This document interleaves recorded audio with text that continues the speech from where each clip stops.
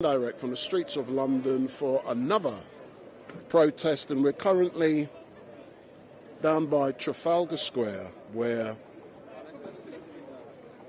the United Family and Friends campaign will be starting off a protest very soon. But today it is a very, very busy day here in London because there are literally 4 or 5 protests starting off from where I am here at Trafalgar Square. So we got the Palestinians, they're going to be protesting, and so many others will be protesting today. And don't forget, if you like Street Night, give me the thumbs up, make your comments down below, share and follow. But this is going to be a very big day. There's going to be, last week there was 100,000 people on the streets of London for the Palestinian protest. That is also going to be taking place today, along with many others. So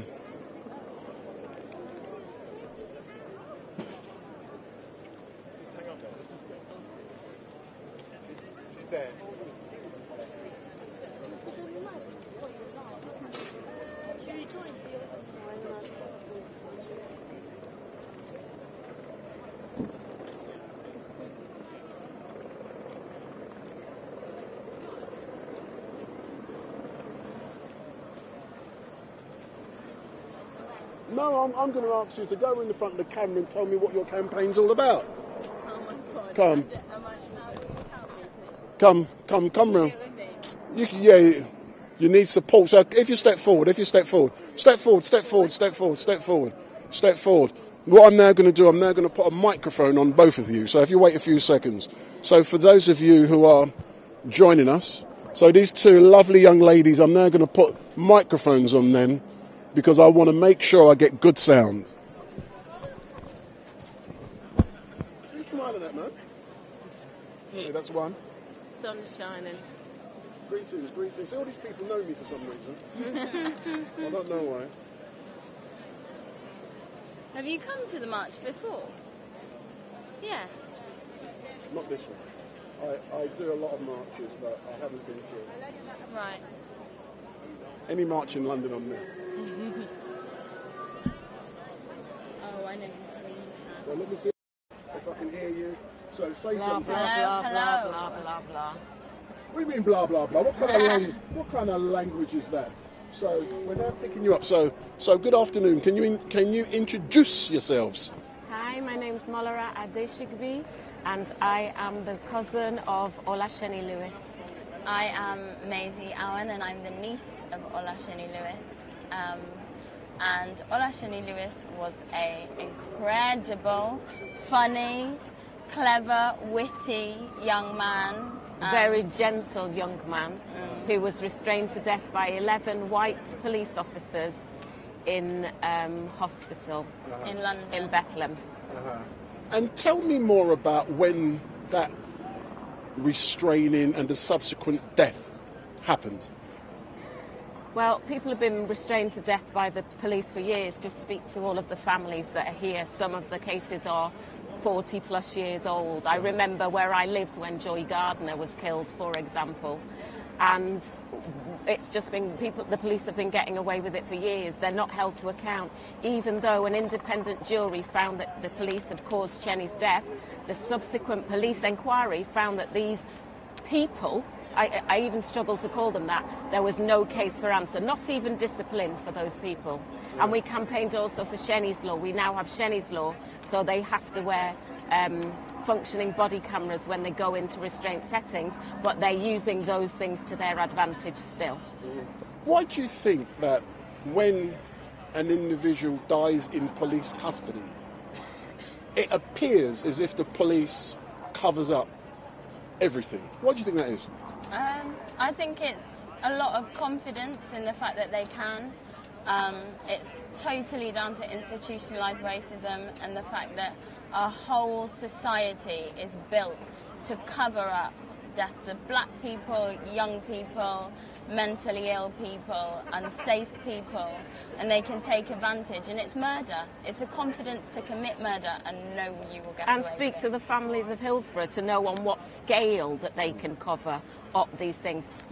Talk to the families from Grenfell to see what scale that they can just show repeatedly that they do not care. And we have an IOPC, still 40% ex-police policing the police.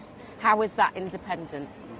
You mentioned earlier on about murder, and as you know, Officer NX, I believe, is 121 from the firearms unit. He shot and killed Chris Cubber, and as a direct result of that, he has been charged with murder, but he's currently out on bail.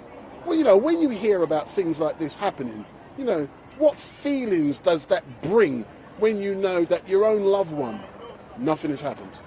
Well, if you look at the fact that that is a tally of one officer, our family was affected by 11, and all of these families have all been affected by at least one officer, and you think that there is a tally of one? Where are the rest? How are there so many numbers of dead people, but the number of people prosecuted for murder, police officers, is one? Yeah, and we had to wait for Daly and Atkinson to get any form of conviction because the imprint of the guy's boot were on Daly and Atkinson's head. Final question, just imagine the Home Secretary's watching, and also our great Prime Minister. Look in the camera and talk to both of them. What do you want to say? What can we say? Speak your talk, your talk. If you want to cuss, cuss. What do you want to say? Fuck off, you bunch of entitled cunts. That's what I would say. That language is so sweet. As a child who was affected by a death in my family at the hands of the state, I think that you just really need to think about the effect on not only the life you're taking from a family and from the world. You don't know what the people you're killing are going to achieve in their lifetime, what you're cutting short. And so this can't carry on. The fact that it's continuous, it can't carry on. There needs to be justice, and there needs to be consequence, and it needs to stop in its tracks now. Excellent. Thank you very much. Can I say one more thing? Just how can they be self-respecting brown people and inflict what they continue to inflict with their language on other brown people? As often the sons and daughters of immigrants, how can they behave in that way? They are disgusting, and they should be held to account as well. As normal, thank you very much for giving me this opportunity. I hope, I get the opportunity to engage with you later on, and I believe at some stage today a letter is going to be handed in at number 10 Downing Street. So thank you very much, and don't steal my microphones. We won't. Thank you, my darling. Thanks a lot, yeah. Thanks a lot, yeah. Yeah.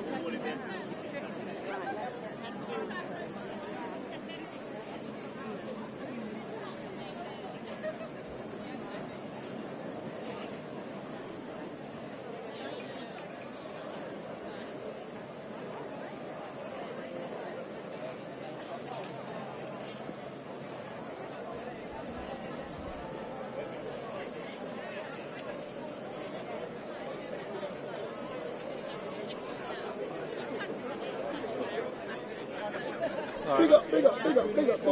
So Ken, come, let me do an interview before you go. Can I? Yeah.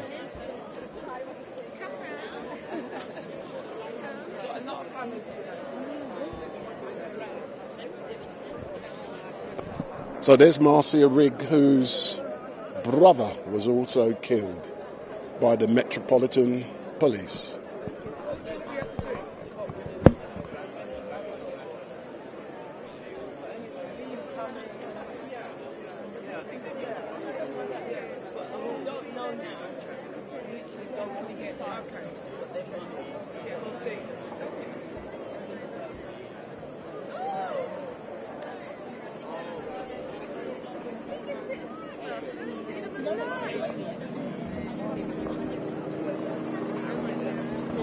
So if this is the first time that you're seeing Street Light, don't forget give me the thumbs up, make your comments down below, share and follow. And this is not a black event. This is tragedies that has affected families throughout the length and breadth of this country, regardless of colour.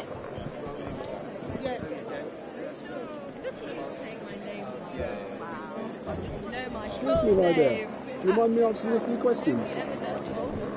Let me just put a microphone on you to make sure I get crystal clear sound. Thank you very much. I'm currently live streaming.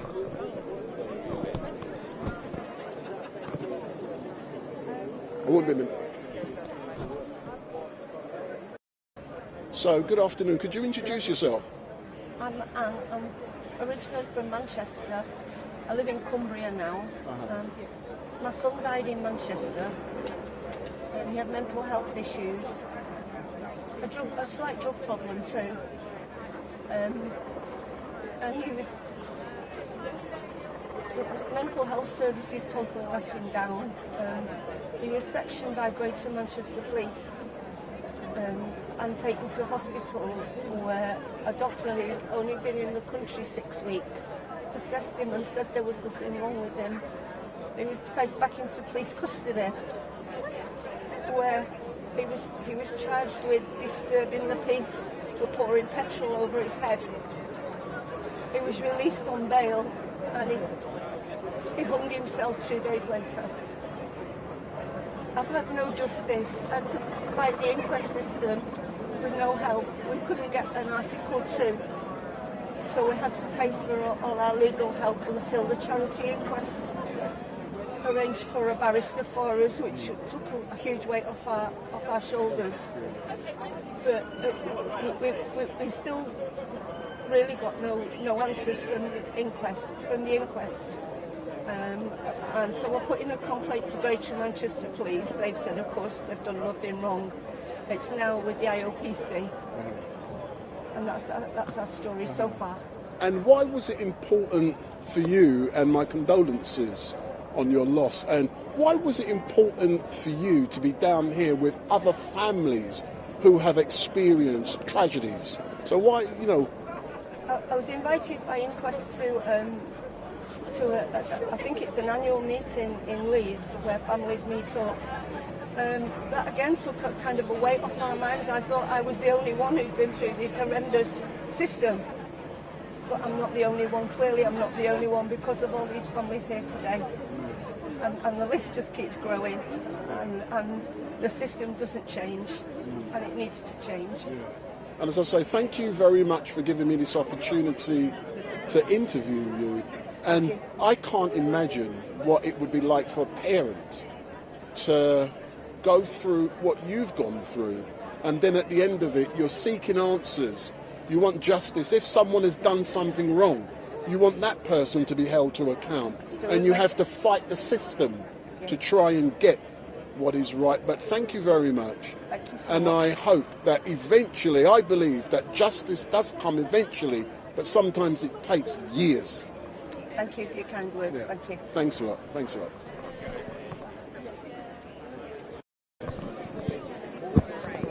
I'll just take the microphone. Thank you very much. Thank you.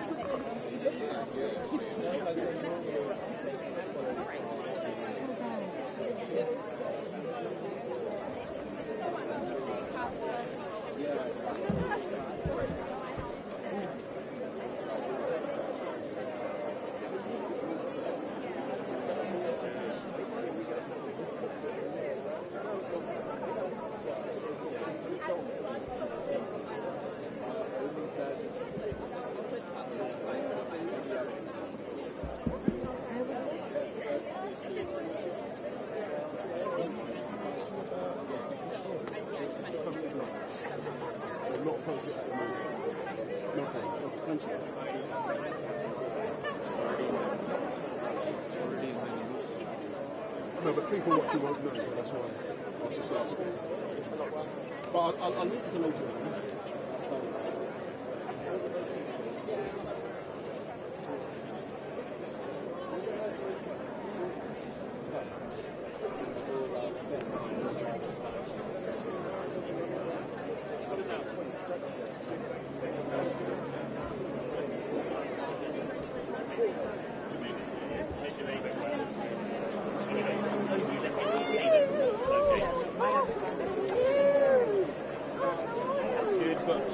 Hello.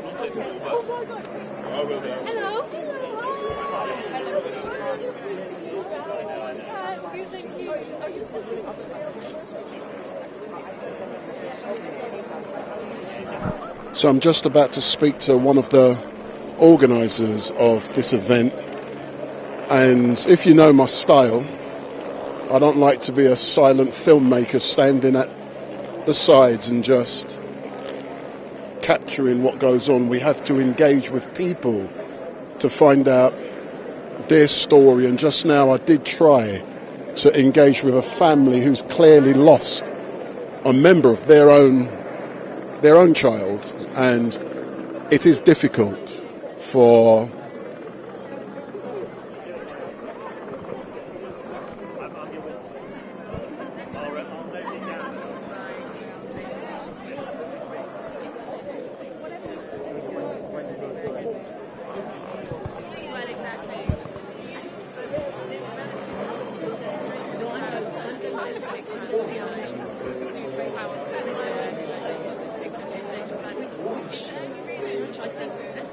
I want to try and get them on their list. Angela goes to, and they do it every 2 years, and it's Sisters Inside. Sisters Inside. I do remember I told you a while ago about it. Well, I should try and talk to you.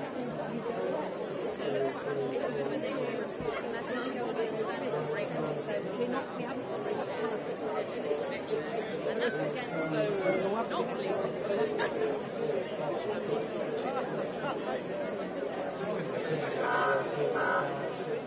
it's all part of the same thing, right? So there's a matrix of violence. Yeah. I'm okay. How are you? Good to see you. That's my favourite interviewee. Any chance of the Queen? Yeah, I see what you did there. That's very clever the way you did it. Yeah, very, yeah, exactly. Can you give me 5 minutes and then I'll... What about Wednesday morning? I should have come sometimes. There's been a couple of times where I've been going to come. Maybe send you No, but these are much better people to speak here. No, but they're busy. I'm busy too. I'm trying to bring someone back to leave. No, that's what I'm thinking. Don't worry, I'll be speaking later. No, I don't want you speaking, I want to talk to you. Okay, so you're going to ask me some questions?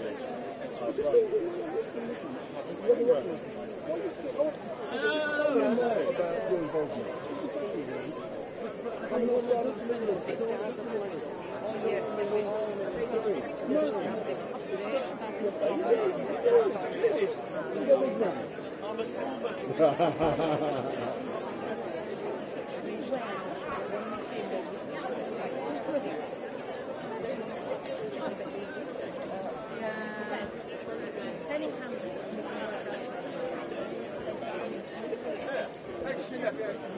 No, I'm good. Should I send you? I mean, how Easy with that? Yeah, it's ridiculous. I mean, we could start our chat. So this is all families who have lost loved ones in this country. As we can see, this is not a black issue. It's people from all races, all nationalities, all colours, and it is an annual event, and they will be marching to Downing Street, and eventually a letter will be handed in at Downing Street.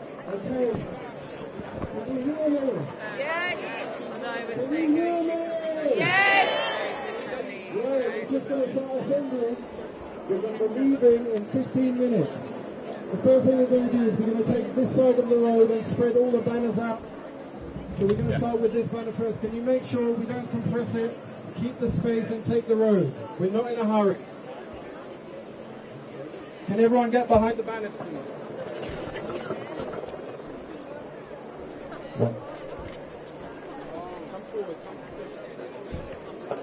One, two.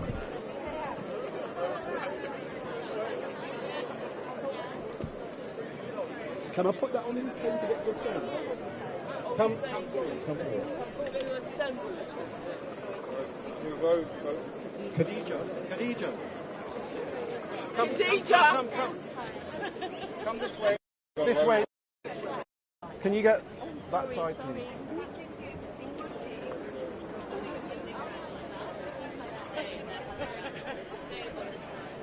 If you're on the march, can you get behind the family banner, please? If you're on the march, get behind the family banner. Khadija.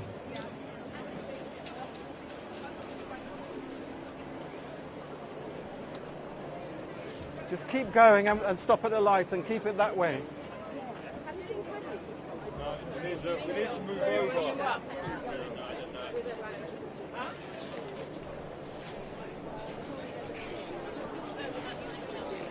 Come this side. We need to keep that side open to let the traffic come this side. Come this side. Come on this side.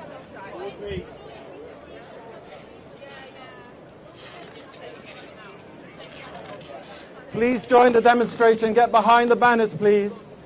Family banners first. Family banners first. One banner at a time. You need to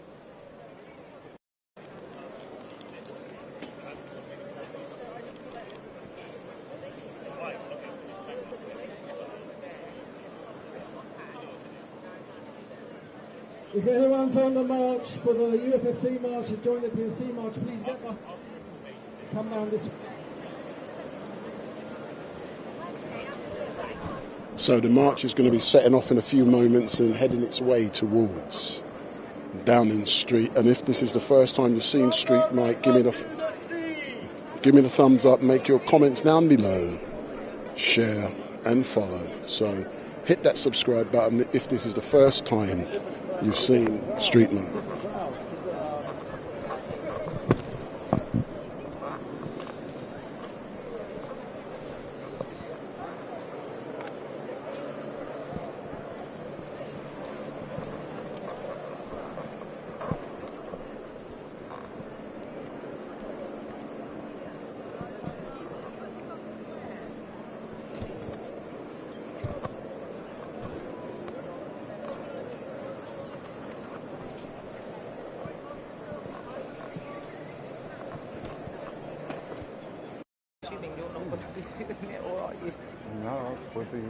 No, we can get. Do you want to do it? Okay, I've got another mic. Get behind the banner then, yeah? I'm right at the front by the traffic lights. There's a car. So the protests will soon be starting off. So let's try and get. We're not going. I can ask him to move, but what they might say is I can't move it because it's to stop bigger vehicles, lorries driving down there. Like terrorist mitigation. We're doing lots of events. But I'm going to ask him if he'll move. But what time are you going down? We're going to.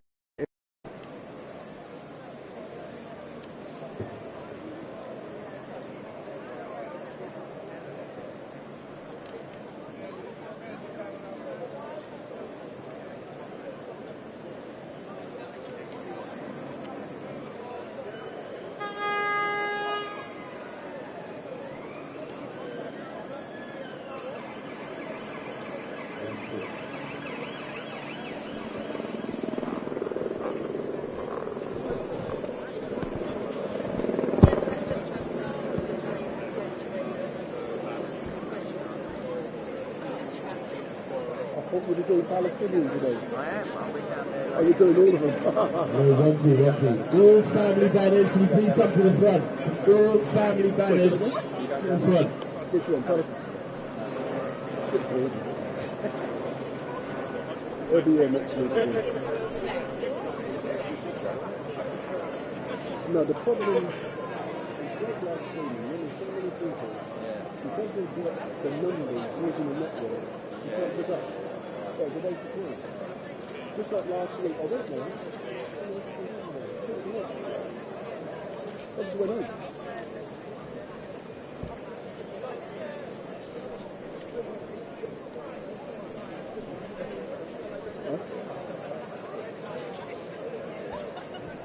So you're making the archive value in the future. I know that already.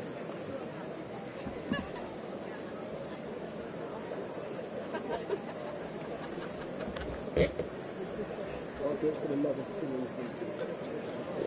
We believe that bollocks.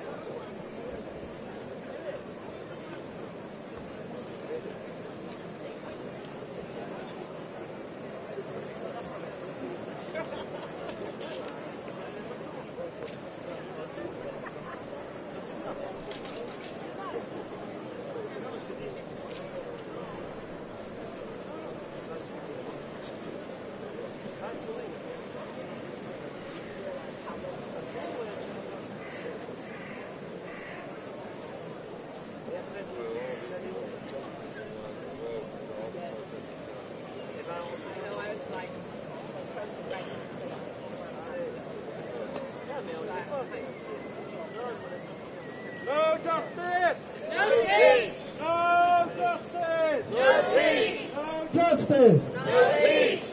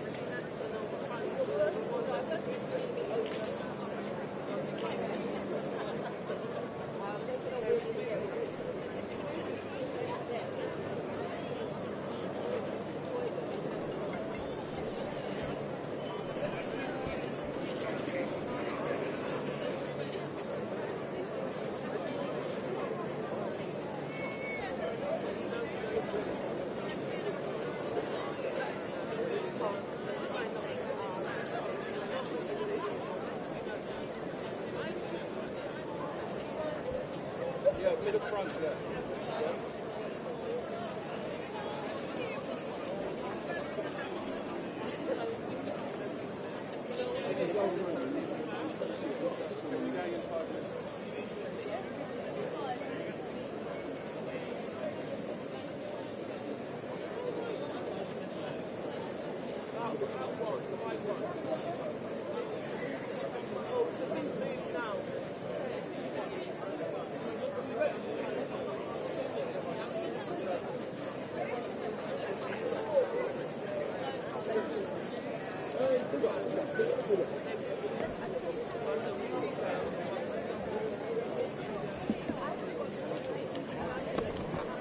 So the protest is going to be setting off in a few moments, and it is heading towards number 10 Downing Street, and on its arrival they will be... That's the Palestinians, isn't it? Oh, right. Yeah, man. so they'll have to... Yeah. So the Palestinian protest is now heading towards our direction. So we'll have to start. And the moral procession of the United Families and Friends Campaign. We are a coalition of families whose loved ones have died at the hands of the state, killed and murdered by agents of the state, such as police officers, mental health nurses, and we don't have accountability. So today we are here to remember our loved ones, to march down to Downing Street and to make stories and hear some family speeches. Thank you all so much for coming. We're going to try and link a little bit later with the Palestinian protest, because we are in solidarity with them today. Thank you all for coming. No justice! No peace! No justice! No peace! No justice! No peace! Let's hear some noise, people. If you're here for justice, say we want justice! If you're here for justice, let me hear you say we want justice! We want justice! We want justice! We want justice! We want justice! We want justice! We want justice!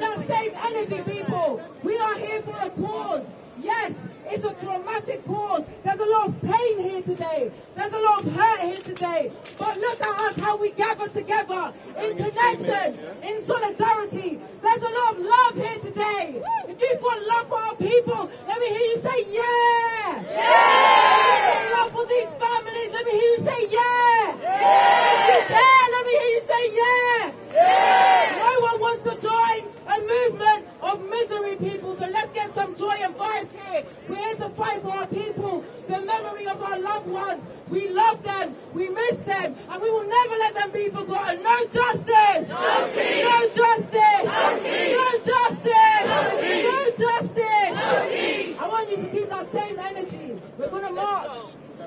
Let's go! No justice! No peace! No justice! No peace! No justice! No peace! What do we want? Justice! And when do we want it? Now! What do we want? Justice! And when do we want it? Now! No justice! No peace! No justice! No peace! No violence! Police! No racist! Police! 666, the sign of the beast! Turn it around and you get the police! No justice! No peace! No justice! No peace! No justice! No peace! What do we want? Justice! And when do we want it? Now! What do we want? Justice! And when do we want it? Now! No justice! No peace! No justice! No peace! No justice! No peace! No racist! Police! No violence! Police! What do we want? Justice! And when do we want it? Now! What do we want? Justice! And when do we want it? Now! No justice! No peace! No justice! No peace! No justice! No peace! No justice! No peace! What do we want? Justice! When do we want it? Now! No justice! No peace! No racist! Police! No justice! No peace! No racist! Police! Say hey, hey, hey, hey! Racist state! Say hey, hey, ho! This racist state has got to go! Say hey, hey, ho! This racist state has got to go! Say hey, hey, ho! This racist state has got to go! Say hey, hey, ho! This racist state has got to go! Say hey, hey, ho!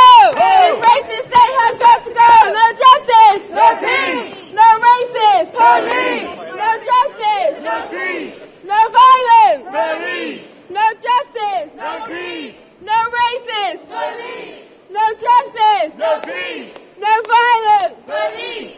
What do we want? Justice! When do we want it? Now! What do we want? Justice! And when do we want it? Now! No justice! No peace! No justice! No peace! No racist! Police! No violence! Police! Say hey, hey, hey, ho! Racist state has got to go! Say hey, hey, ho! This racist state has got to go! Say hey, hey, ho! This violent state has got to go! Say hey, hey, ho! This racist state has got to go! Say hey, hey, ho! This racist state has got to go! Say hey, hey, ho! This racist state has got to go! Say hey, hey, ho! This racist state has got to go! Say hey, hey, ho! This racist state has got to go! No justice! No peace! No racist! Police! No justice! No peace! No violence! Police! 666, the mark of the beast. Turn it around and you get the police. 666, the mark of the beast. You turn it around and you get the police. Repeat after me. Back up, back up. We want freedom, freedom. All these races are police. We don't need them, need them. Back up, back up. We want freedom, freedom. All these races are police. We don't need them, need them.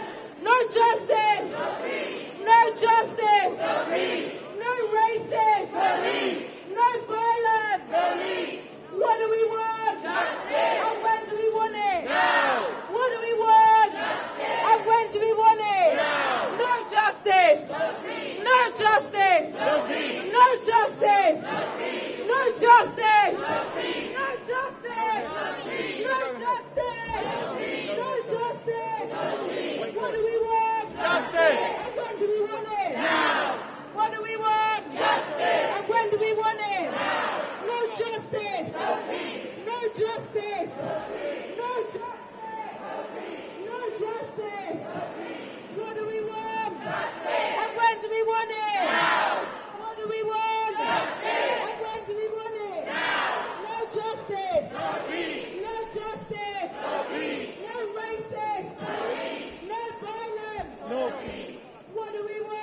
Justice!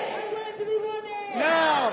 What do we want? Justice! When do we want it? Now! No justice! No peace! No justice! No peace! No justice! No peace! No justice! No peace!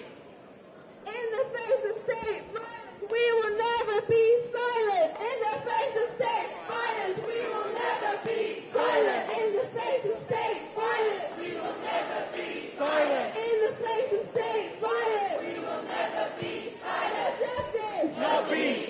No justice. No peace! What do we want? Justice! When do we want it? Now! Who are the killers? The police are the killers!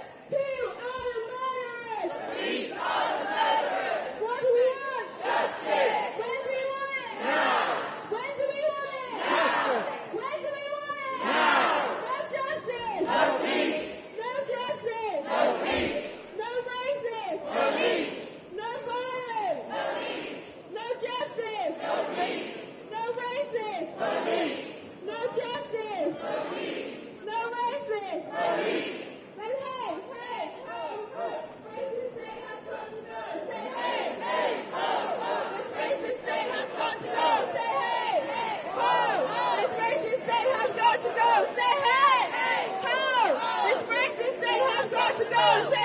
Hey! Ho! Ho! this racist state has got to go! Say hey, ho! This racist state has got to go! Say hey, ho! This racist state has got to go! Say hey, ho!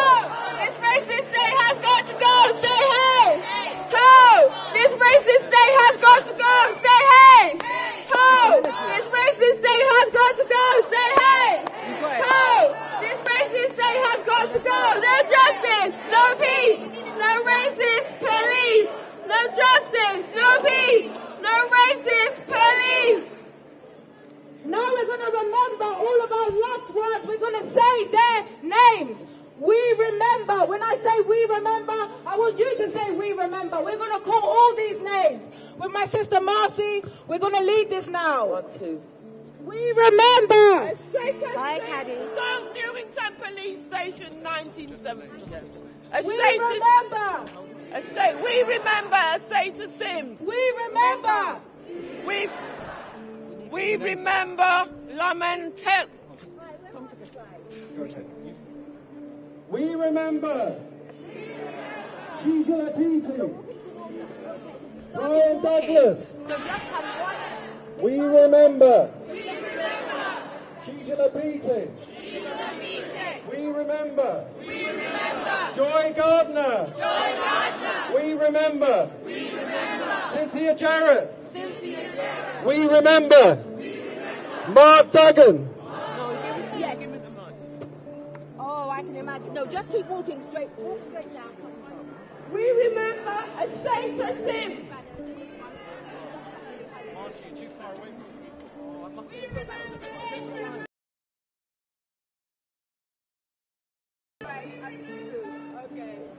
Guys, it's not just about remembering. We're going to switch it up. We want justice for Mark Duggan. Justice for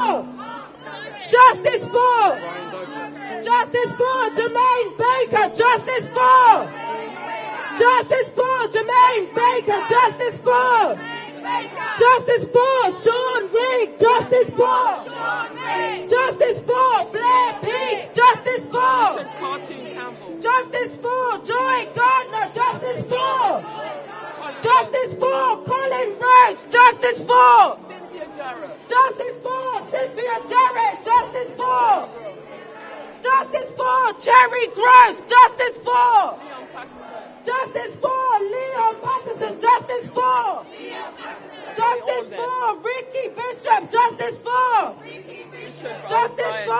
Richard O'Brien.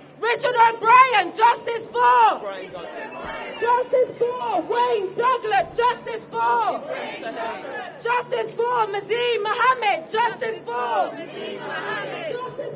Christopher Holder. Justice for Roger Sylvester. Justice for Sarah Thomas.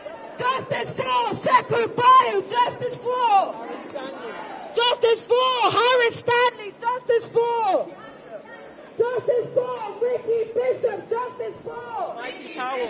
Justice for Mikey Powell. Justice for Mikey Bennett. Justice for Chris Cabba. Justice for Chris Cabba. Justice for Paul Coker. Justice for Justice for Paul Coker. Justice for Paul Coker. Justice for Azelle Rodney. Justice for Azelle Rodney. Justice for John Charles Domenech. Justice for Justice for Frank Ubel. Justice for Jason McPherson.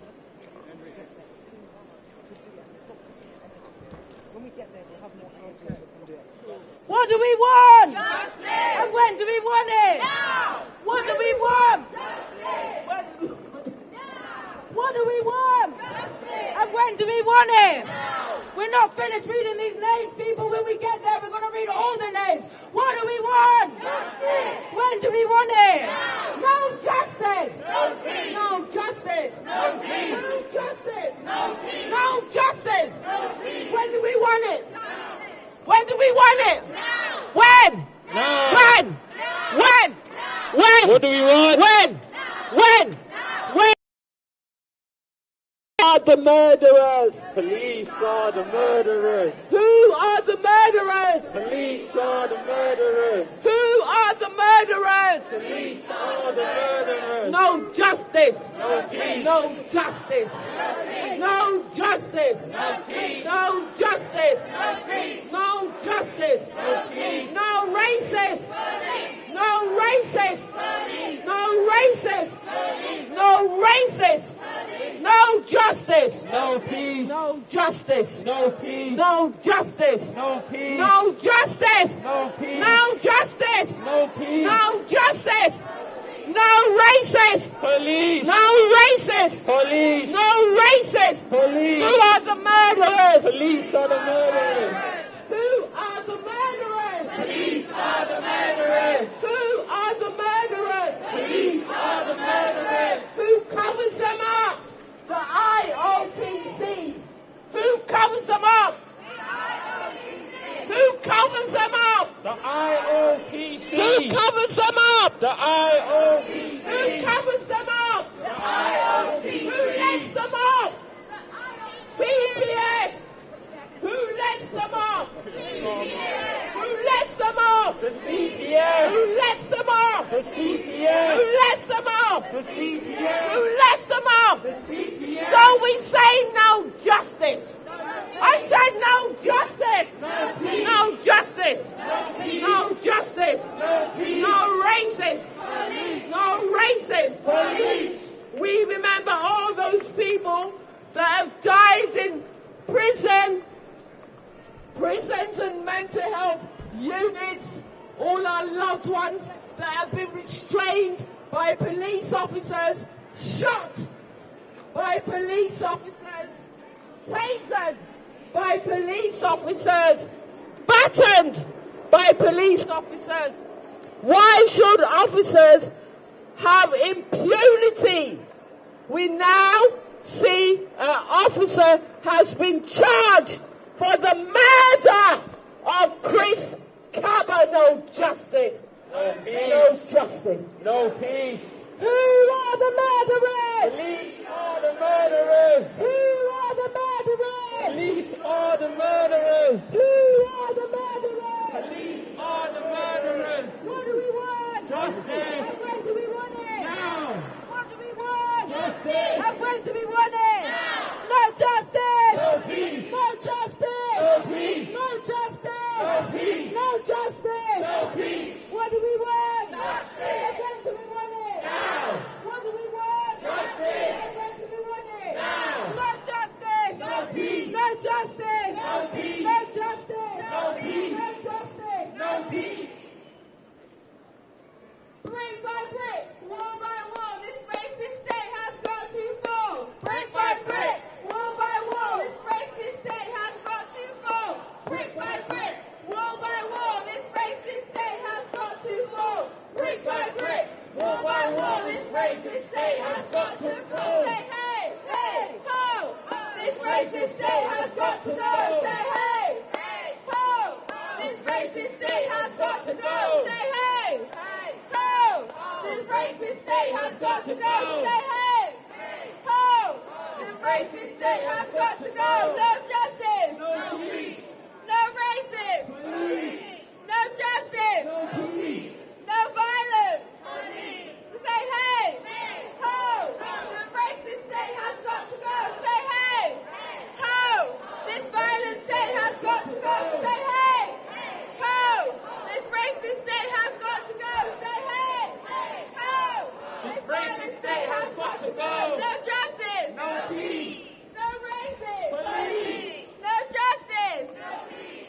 No violence. Police. What do we want? Justice. Now. Justice.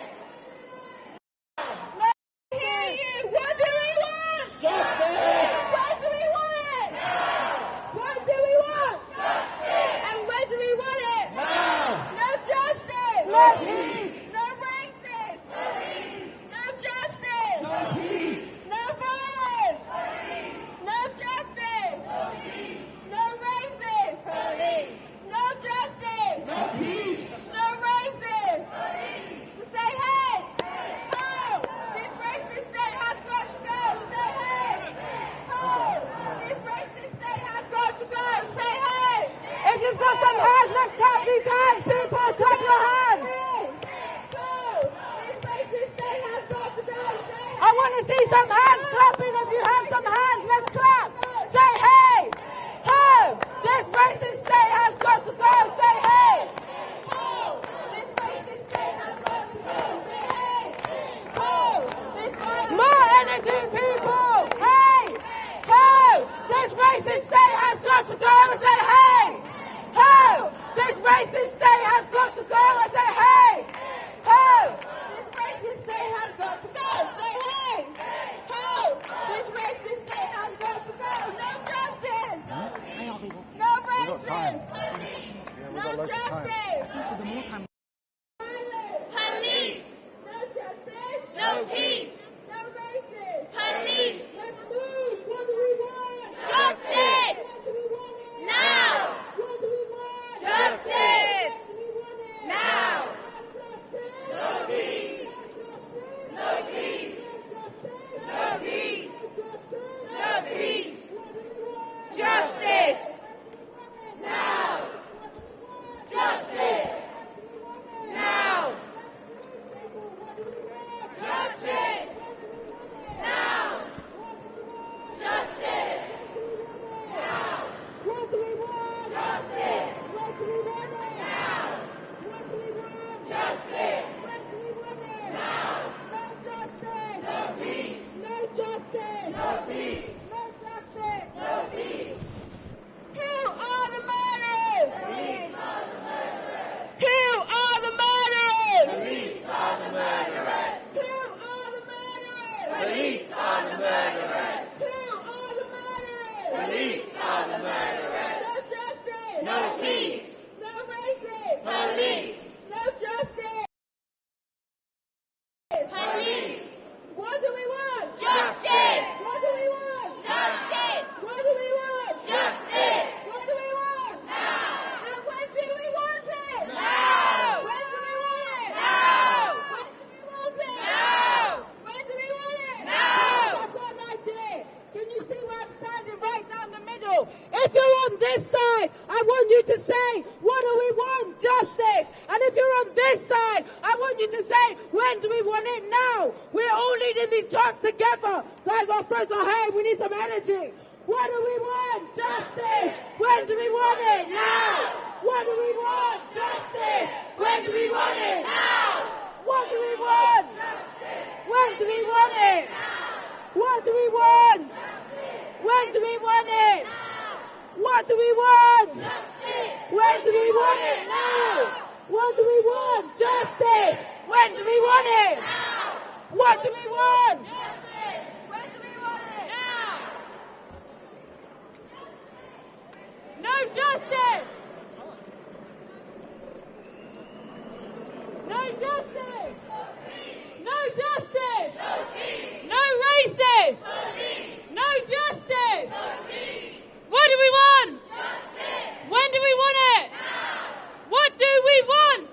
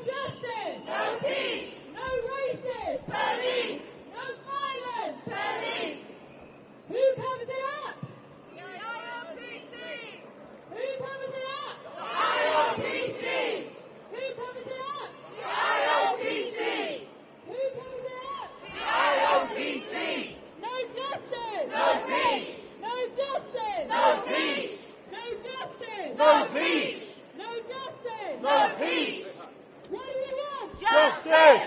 When do we want it? Now! What do we want? Justice! When do we want it? Now!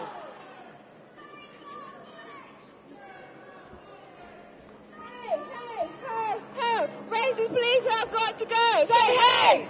Ho! Racist police have got to go. Say hey! Ho! The racist police have got to go. Say hey!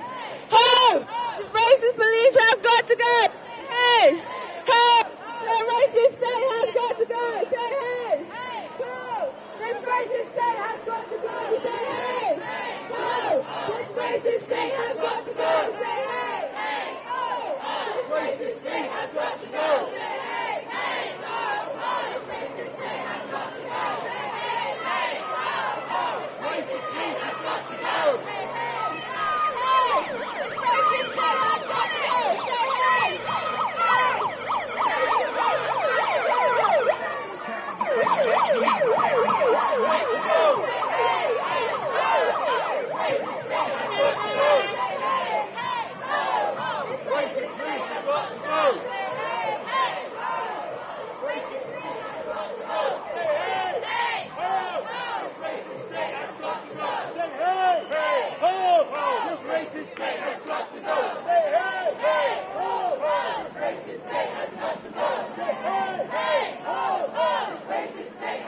go.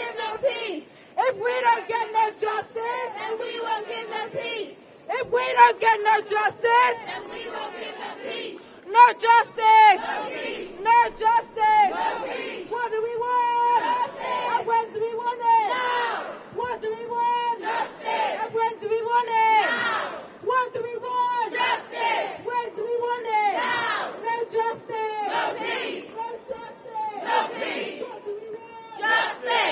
ho.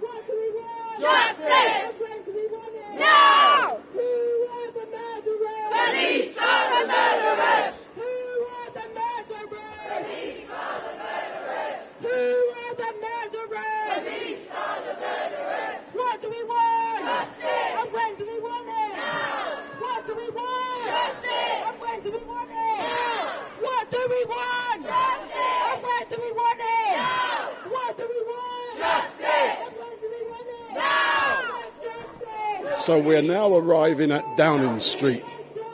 We're now outside of Downing Street. What do we want? Justice! And when do we want it? Now! What do we want? Justice! Now! No justice! No peace! No justice! No peace! If they won't give us justice, then they won't get no peace! If they won't give us justice,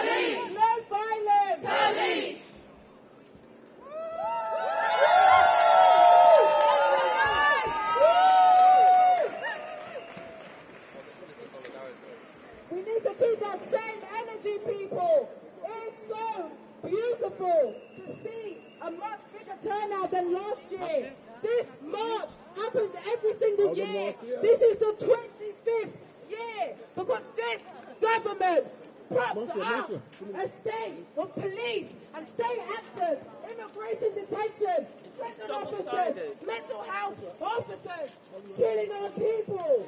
And today we say no more. So Marcy is now holding up the letters that will be handed in to number 10 Downing Street. So Marcy, any chance of a quick? Very quickly. So if you hold the letter up. No, but they can't hear what I'm saying. We're not going to go in. 25 was online. 25 years. It's a long. So Marcy is going to be handing in a letter. We hope to be handing in a letter to the Prime Minister at number 10 from the United Families and Friends campaign, demanding justice. I can't hold out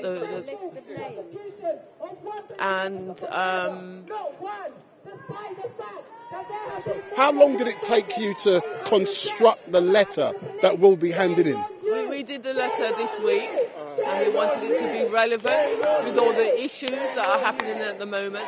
The letter will be public, so you'll be able to see the letter online and read the letter. This is an open, public letter. So at the moment, you won't be allowed to actually go into, but you believe an officer may take the letter from you and hand it in.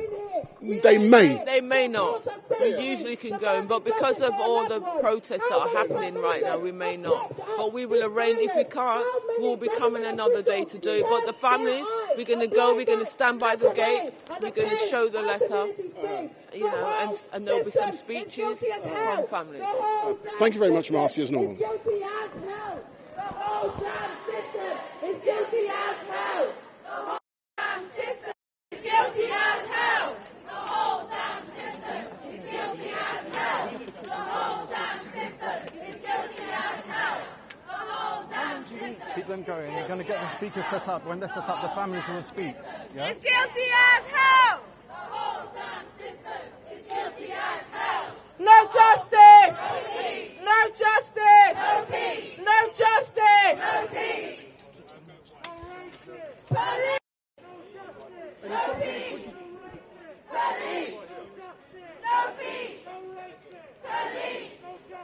No peace. Police. No peace. Police. No peace. No racist. Police. No justice. No peace. No racist. Police. No justice. No peace. No racist. Police. No justice. No peace. No racist. Police. No justice. No peace. No racist. Police. No justice. No peace.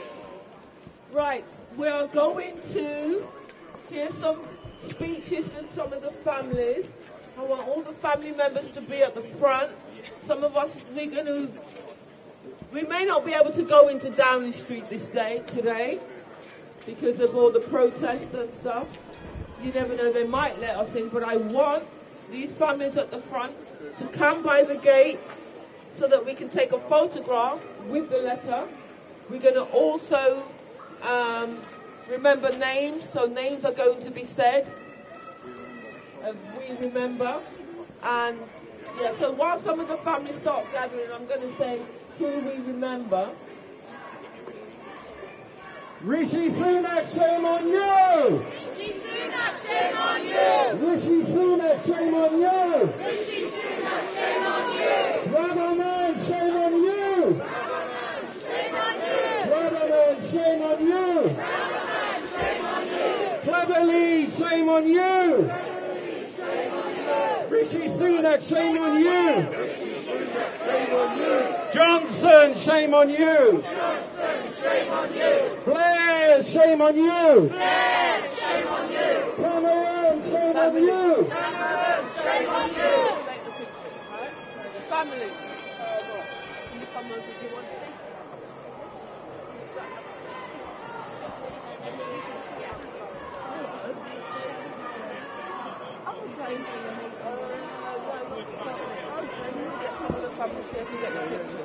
Forget about the pictures. We need to keep chanting because they're chanting. Right, we remember cherry growth. We remember cherry growth. We remember cherry growth. We remember Colin Roach. We remember Colin Roach. We remember Blair Peach. We remember Blair Peach. We remember Richard Cartoon Campbell. We remember Richard Cartoon Campbell. We remember Asata Sims. We remember Leon Pattison. We remember Leon Pattison. We remember Joy Gardner. We remember Joy Gardner. We remember Sheepy Lapetti. We remember Sheepy Lapetti. We remember Richard O'Brien. We remember Richard O'Brien. We remember Brian Douglas. We remember Brian Douglas. We remember Wayne Douglas. We remember Wayne Douglas. We remember Ibrahim Saheh. We remember Ibrahim Saheh. We remember Christopher Alder. We remember Christopher Alder. We remember Roger Sylvester. We remember Roger Sylvester. We remember Sarah Thomas. We remember Sarah Thomas. We remember Harry Stanley. We remember Harry Stanley. We remember Ricky Bishop. We remember Ricky Bishop. We remember Angara Abraham. We remember Angara Abraham. We remember Mikey Powell. We remember Mikey Powell. We remember David Rocky Bennett. We remember David Rocky Bennett. We remember Sarah Campbell. We remember Sarah Campbell. We remember Paul Calvert. We remember Paul Calvert. We remember Paul Coker. We remember Paul Coker. We remember Azelle Rodney. We remember Azelle Rodney. We remember Jean Charles de Menezes. We remember Jean Charles de Menezes. We remember Frank Ukuru. We remember Frank Ukuru. We remember Jason McPherson. We remember Jason McPherson. We remember Sean Rigg. We remember Sean Rigg. We remember Shaney Lewis. We remember Shaney Lewis. We remember Alistair Bell. We remember Alistair Bell. We remember James Herbert. We remember James Herbert.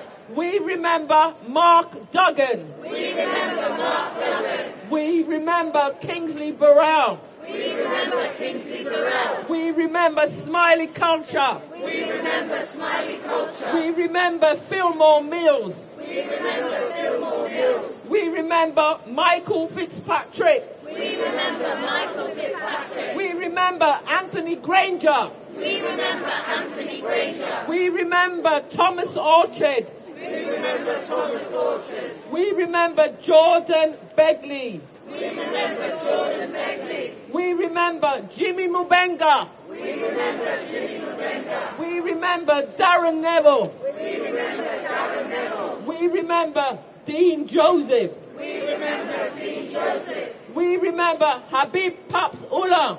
We remember Habib Paps Ullah. We remember Greg Revel. We remember Greg Revel. We remember Adrian MacDonald. We remember Adrian MacDonald. We remember Sheku Bayo. We remember Sheku Bayo. We remember Jermaine Baker. We remember Jermaine Baker. We remember Jack Susianta. We remember Jack Susianta. We remember James Fox. We remember James Fox. We remember Richard Davis. We remember Richard Davis. We remember Dalian Atkinson. We remember Dalian Atkinson. We remember MZ Mohammed. We remember MZ Mohammed. We remember Sarah Reid. We remember Sarah Reid. We remember James Wilson. We remember James Wilson. We remember Louis Skelton. We remember Louis Skelton. We remember Spencer Benyon. We remember Spencer Benyon. We remember Andrew Pinlock. We remember Andrew Pinlock. We remember William Smith. We remember William Smith. We're going to read some more names later. We're going to hear some small speeches from families.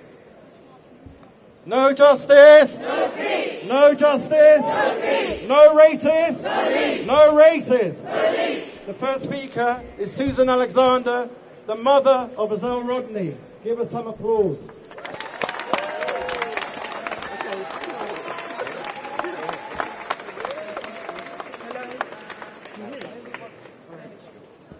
Hi, my name's Susan Alexander. I'm Azel Rodney's mum.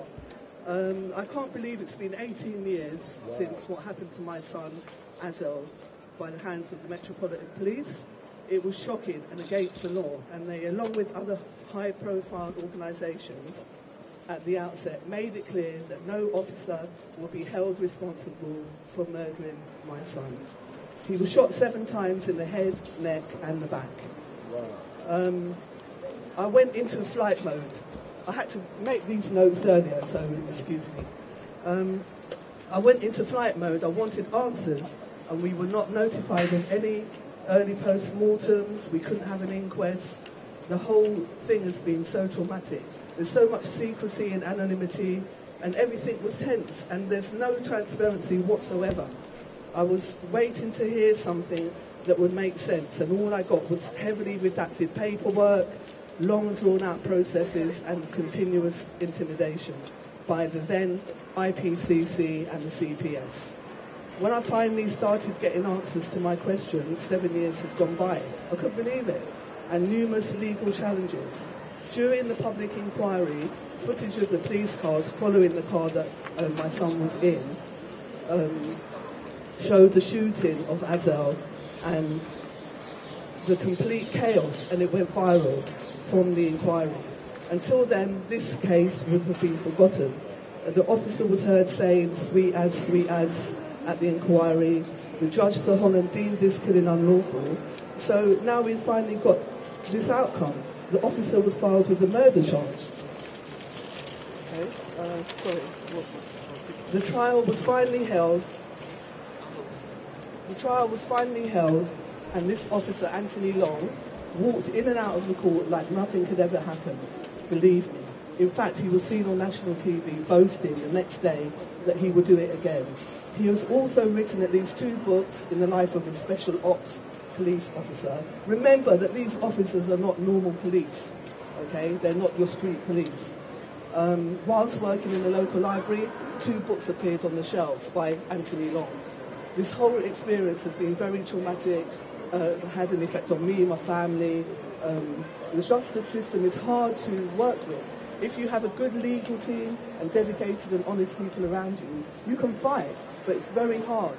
So be prepared for the fight. I mean, we're all here, like you say, 25 years on, we're still fighting, okay? We're all doing what we can, but we need to do more. So everyone thinks that they have human rights until something like this happens to them. Thank you, Susan. Thank you for all your strength. You know, I know you do go for a lot.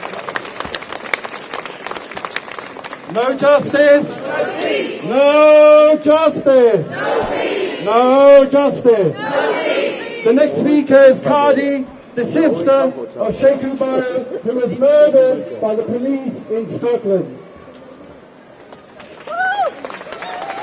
Keep it right to your mouth.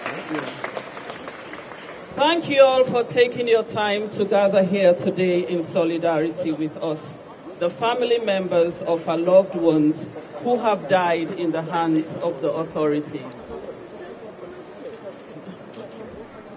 My brother Sheikh Ubayo died in the streets of Hayfield Road in Kirkcaldy 5 in Scotland in the hands of the police. Sheku was met by the police, and shortly after, CS spray was used, batons were used, and he was brought to the ground. Up to 6 police officers were lying on top of him as my brother struggled fighting for his life. Handcuffs and leg restraints were applied. When the police realized he was not responding, they called for an ambulance. My brother's lifeless body arrived at the hospital, shackled like a slave. His life was pronounced extinct later that morning. Sheku was the only one who sustained broken bones, suffered asphyxia, and never to regain consciousness. May his gentle soul and the souls of all our loved ones continue to rest in perfect peace. However, through our lawyer, Ama Anwar, we were granted a public inquiry. which has been going on for over a year now. Through the inquiry, a lot has been revealed. We now know that when they met Sheku, he had no knife on him. Sheku was suffering from a mental breakdown and needed help, which the police failed to do. We also now know that all the initial lies they told us when they came to break the news to me was all scripted from their seniors at the time. All we ask for is the truth to how my brother died, why my brother died, and why was he neglected until he lost his life. Sheku left behind two beautiful boys who have been robbed of their father's love. Sheku's mother, his sisters, his friends, relatives are still suffering the pain of his loss. So as we stand here today united together, we also stand with the United Friends and Family Campaign group in Scotland. We stand for one thing only, which is justice. Without justice, there will be no peace. Unity is power. We will never give up until justice prevails. The public inquiry will start again on the 21st of November this year, and I ask please join us in Scotland or watch it on YouTube, the Sheku Bayo inquiry. Once again, on behalf of myself and my family, Sheku's two sons, his mother, his sisters, relatives and friends, may I take this opportunity to thank you all for your continual support in our fight for justice. Thank you all for coming. God bless. No justice, no peace.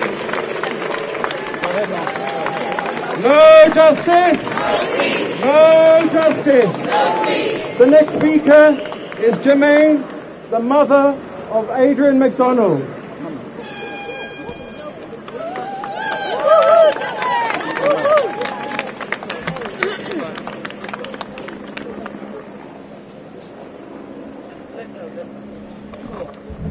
Thank you everybody for attending today, this 25th March of United Friends and Family. 24. I'm the mother of Adrian McDonald. Adrian was a 34-year-old young man just started his life. Adrian went out one night and he went to a party with his friends. After the party, he decided to go to his friend's party who were having a birthday party. Adrian's got a bit paranoid. Adrian barricaded himself in a room. His friend got a bit concerned. They didn't know what to do. They decided to call the police. The first two police officers that attended took the taser out and were pointing it at Adrian while Adrian was in the room. Adrian was frightened, he was paranoid. They called for backup. Adrian was harming nobody. The second police officer that came with a police dog. The sergeant and the inspector came, and the police officer sent the dog in at Adrian while he was barricading himself in the room. While Adrian was in the room, the officer was outside of the room, sent the dog in. Adrian was frightened. Adrian was heard screaming, "Get him off me, get him off me." The officer eventually got into the room. The dog was biting Adrian on the floor, and the officer was 18 centimeters away from Adrian and tasered him for 25 seconds. Adrian couldn't move. He didn't know where he was. The officer took his camera off. He blocked his camera. He said he was obstructed. When the sergeant decided to go in, the dog handler said to the sergeant, "Sarge, he's attacked me and he's attacked my dog." All lies. Adrian couldn't walk. He went down the stairs on his bottom. They arrested him for assault of a police officer and a police dog. He couldn't walk. He went down the stairs on his bottom. They dragged him to the police van. He didn't know where he was. They were telling him left foot, right foot, up to the van. They got Adrian into the van and slumped. Adrian slumped in the back of the van. He couldn't hold his head up. He begged for water. He said, help me please. They never helped him. They handcuffed him. Left him in the back of the van. The two officers, the sergeant and the inspector, these are officers from Staffordshire Police. They went to check on the police dog and the police officer instead of assisting Adrian. Adrian said, I can't breathe 3 times. The officer turned around and said, you can't breathe because you're talking. Adrian never moved again. The third word when he says, I couldn't breathe, Adrian collapsed in the back of the police van. And he died. The officer were heard on the phone saying to the sergeant, Sarge, he's saying he can't breathe and he's gone quiet. They still didn't come and check on Adrian. They went upstairs to check on the dog. Eventually, when he did come, instead of getting Adrian assessed or calling an ambulance, they did nothing. Adrian collapsed and he died. We had a misconduct. The officers were found guilty for not giving Adrian the care that he deserved. The officers, one retired, the other one were ready to retire, and they just could not accept that the officers were guilty. They let the officers off. We had an inquest. They had all the officers there. They were laughing, they were joking. They told so many lies at the inquest. One of the officers that were a dog handler came at the inquest and says, dog bite doesn't hurt. He had nothing to do with the inquest because he wasn't even there. They found that the stress of the incident killed Adrian because he suffered a cardiac arrest. What is the stress of the incident? Nobody wouldn't say. They can't say what the stress of the incident was. Adrian got where he couldn't do nothing for himself and he needed the help. The officers got away with everything, from the IOPC, from the CPS, from the Federation of Police. They all worked together. And that's what I'd like you to hear about the people that's been killed by the police, that they all stick together and they get away with murder. Thank you very much for listening to me. And I hope next year, every last Saturday in October, we have this march. So next year, put it in your diary so we can do the march again. Thank you very much for listening to me. Okay. Not every family can be here today. Just up the road from us is Myrna Simpson, the mother of Joy Gardner, who was brutally murdered 30 years ago by police officers in her own home in front of her 5-year-old son. She can't be here, but I want her to hear you. We remember Joy Gardner. We remember! We remember! We remember! The next speaker is Lee Lawrence, the son of Cherry Grove.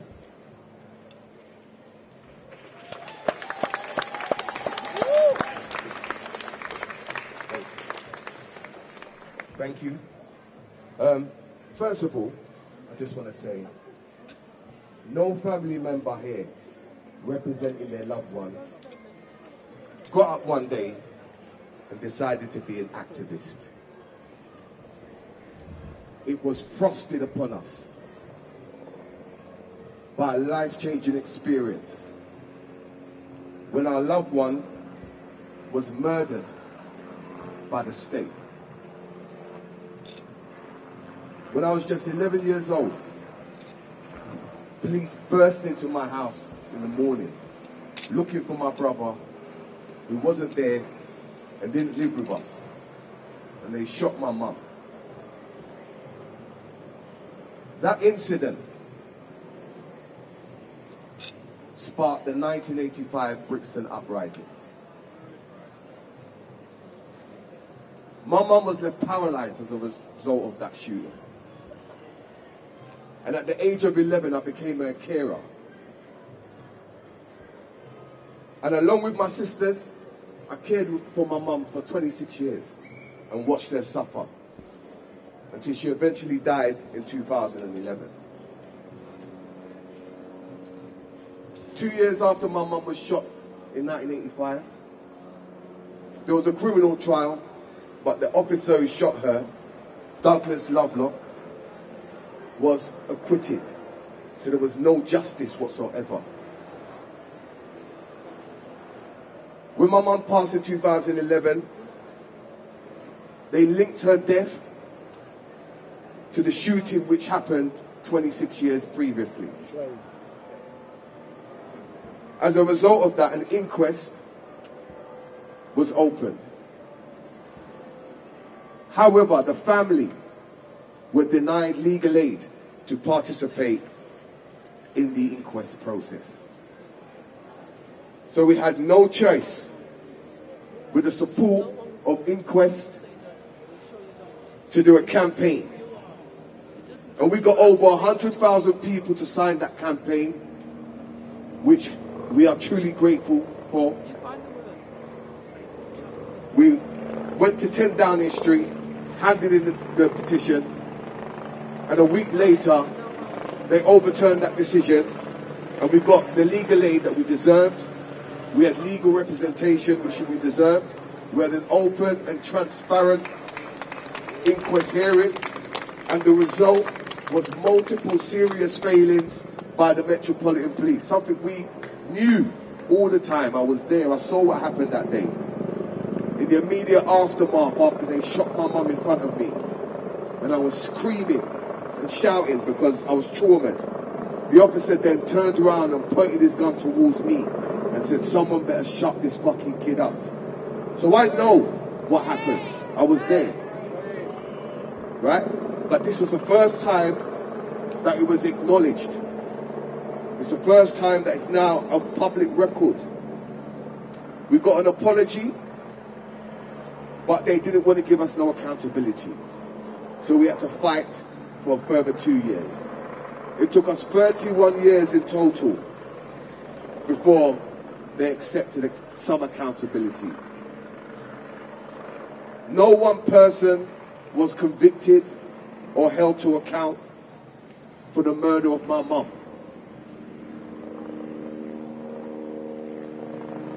Our justice came in the form of restorative justice, and it's something that we had to claim for ourselves as a family.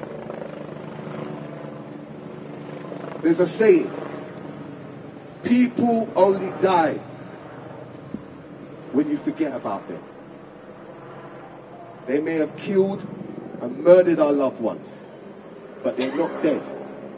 Today is a statement to say that their lives meant something. And until there's no more state killings and murders, we have to keep fighting. Because they're not here to fight for themselves. We have to fight for them, and we have to fight for the future. Let's keep on fighting. No justice. No justice. No justice. No peace. We're here not just because of police killings, and not here just because of prison killings, but the killings of our loved ones in secure medical establishments. And now we have the mother of Tina Robson.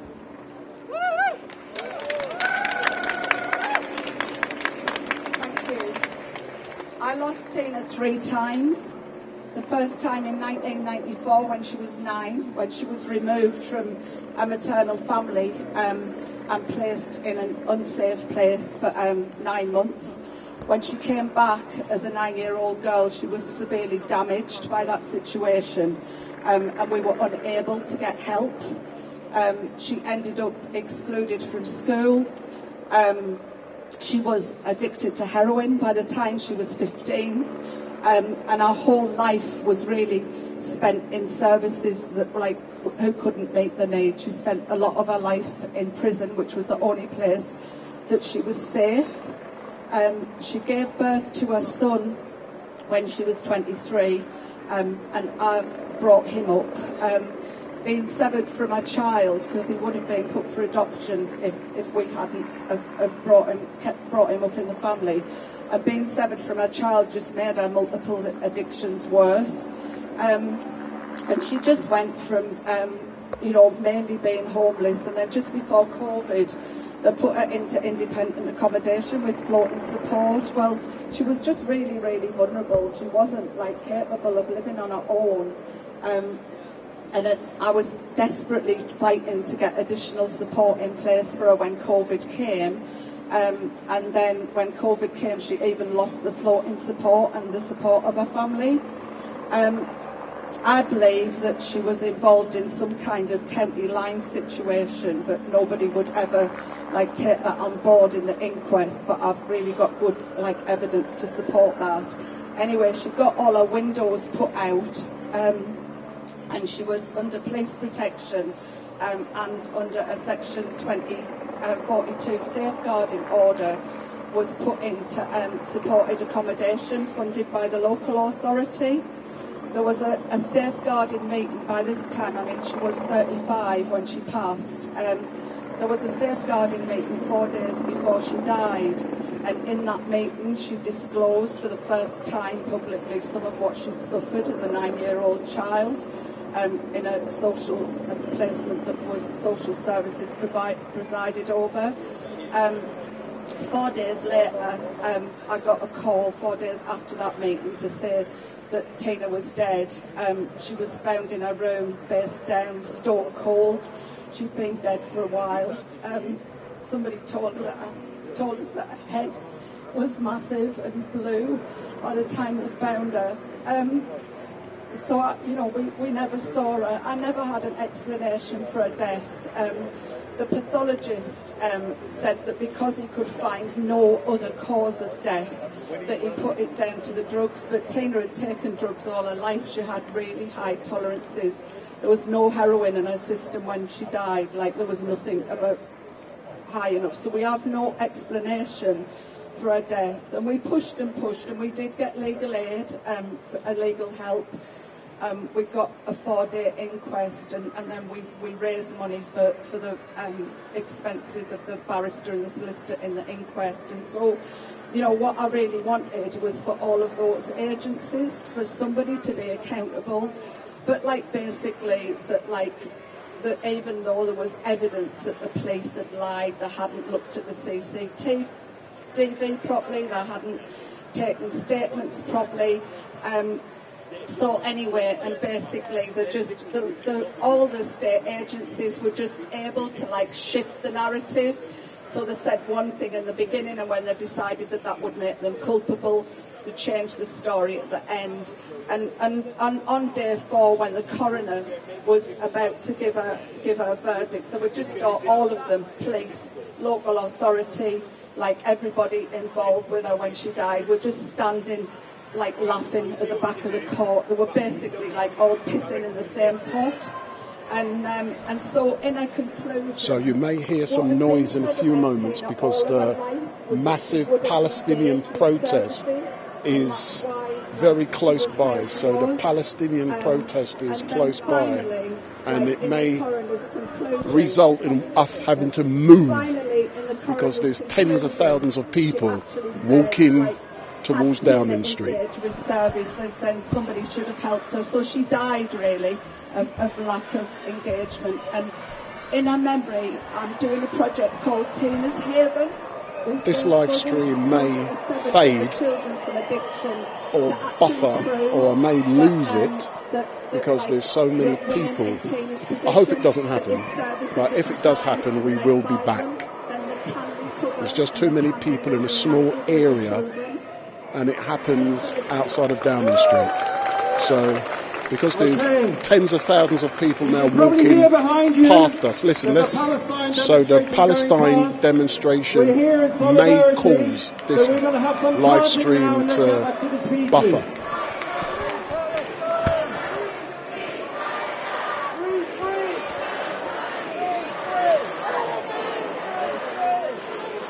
Free, free Palestine! Free, free Palestine! Free, free Palestine! Free, free Palestine! Free, free Palestine! Free, free Palestine! Free, free Palestine! Free, free Palestine! Free, free Palestine! Free, free Palestine! Free, free Palestine! Free, free Palestine! Free, free Palestine! Free, free Palestine! Free, free Palestine! Free, free Palestine! No justice! No peace! No justice! No justice! No justice! No justice! No justice! No justice! We are here in solidarity with the Palestinian people. We know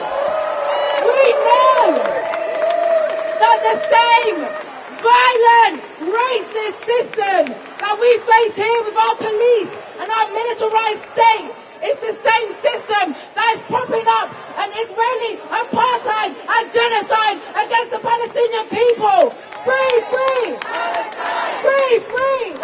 So you are warned, due to the amount of people who are here on the Palestinian protest, it could cause, it hasn't yet, it could cause this live stream to buffer.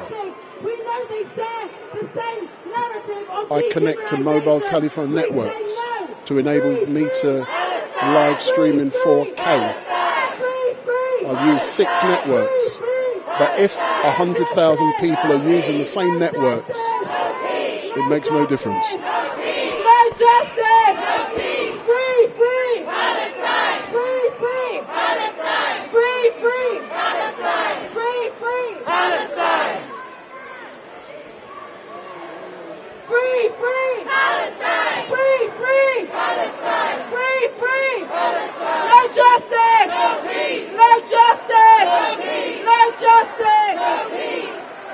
From the river to the sea, Palestine will be free! From the river to the sea, Palestine will be free! from the river to the sea, Palestine will be free! from the mountains to the desert, from the mountains to the desert, from the river to the sea. No justice! No justice! No justice! No justice! No racist! No racist! From the river to the sea! From the river to the sea! No justice! No justice! No justice! No justice! We're going to continue with the speeches now. We've now got Talisha.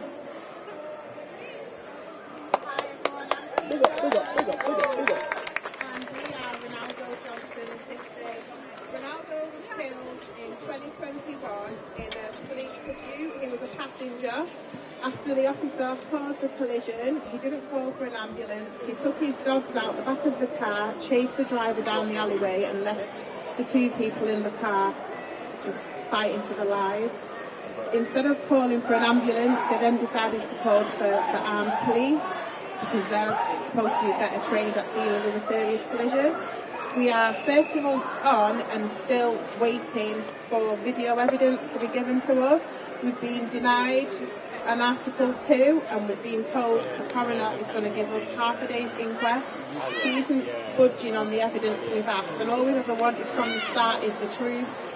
Why was Ronaldo abandoned in the car? Why was he a John Doe in the hospital after he had his children's Go Henry bank card on him and his mobile phone number? Why were we not contacted until 4.5 hours after? We just want to know why the judge last year, when the driver of the car was sentenced to 6 years in prison, why that letter we was ordered from the judge to be presented with from the police as to why we'd waited so long for justice after the driver had handed himself in within 24 hours. We're still a year on and haven't had that letter. We haven't had the letter of apology that the judge ordered from GMP police, and no one's able to get that letter for us. Jaws just keep being shut in our face.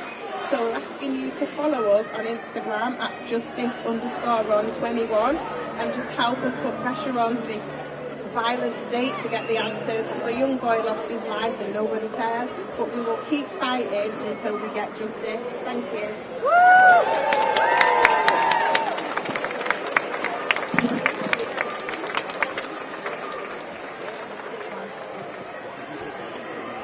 My name's Abigail, and I'm representing my brother today. I'm supporting him, Anugra Abraham, and I want justice for him.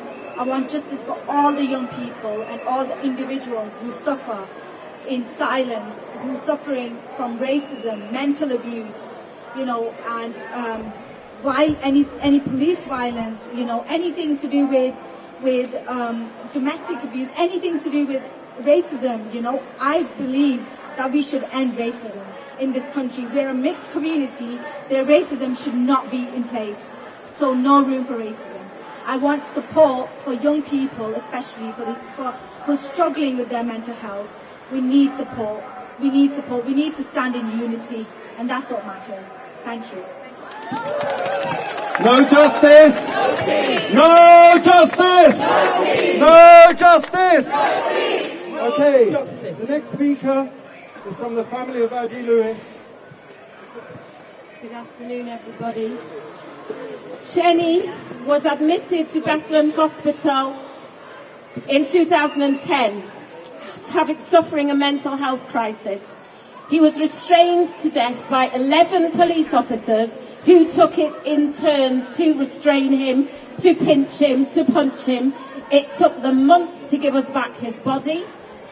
They had a narrative. We fought for 7 years to get an inquest. At the inquest, they found that the police had caused his death. But guess what? At the subsequent police inquiry, they found that those officers didn't even need to be disciplined. This is the world that we live in. We have an IOPC that has 40% police officers policing the police. We have an IOPC that's funding has been cut by 20% and is due to be cut by a further 12%. I was told at a government meeting recently, and we do not get legal aid. The number of complaints against the police has doubled, and yet we have nobody to have our backs. So please, tell your friends, tell your families, the last Saturday of as soon as you get your 2024 diaries, join us, please. We need your support. We need your help. We will not get retrospective justice, but we can support the families, the Kappa family, moving forward. So we get justice. No justice. No peace. No racist. Police.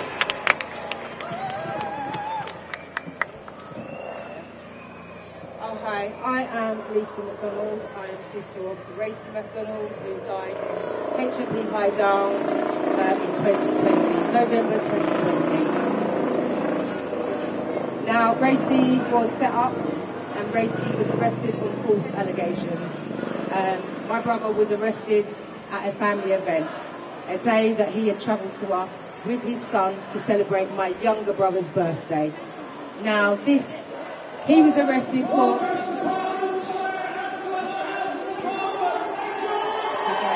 My brother was arrested for taking out his own child. And I must stress that this is a child that he lived with and provided with. Now, once my brother ended up in HMP hideout, he was getting harassed by guards, mistreated. He was having a whole heap of problems. He made us aware as his family, but there was not much we could do from the outside. We did raise concerns, so many concerns, to the prison staff. It's all logged, it's in emails, but nobody done nothing to safeguard him. My brother asked for help while he was in there. His mental health was declining, and no one helped him. He asked for help on the 4th. He was dead by the 5th of November. The 4th of November he asked for help, and by the 5th he was dead. Nobody opened an act on him, even though he had seen a psychiatrist and expressed how he felt. They left my brother to die. I am here to clear my brother's name. Yeah, the defamation of his character has been unreal. My brother was a family man, and I will stand by that for the rest of my life for him. I am here to tell his truth. I will not have this system, this government, destroy my brother's character and legacy. I'm sorry, it's not on. I want justice for my brother, but I don't feel I have received justice for my brother. The inquest was completely flawed, from false documents and lies. And here we stand. When my brother should have been coming home, I was burying my brother. He had 2 weeks to come home. Instead, I was burying him. Now here I stand in memory of my brother. I am his voice, and I will continue to tell his story. I'm not happy at all. I'm angry. I'm hurt. My heart is torn. I stand here today in solidarity with everybody who has lost someone at the hands of this state. No justice, no peace.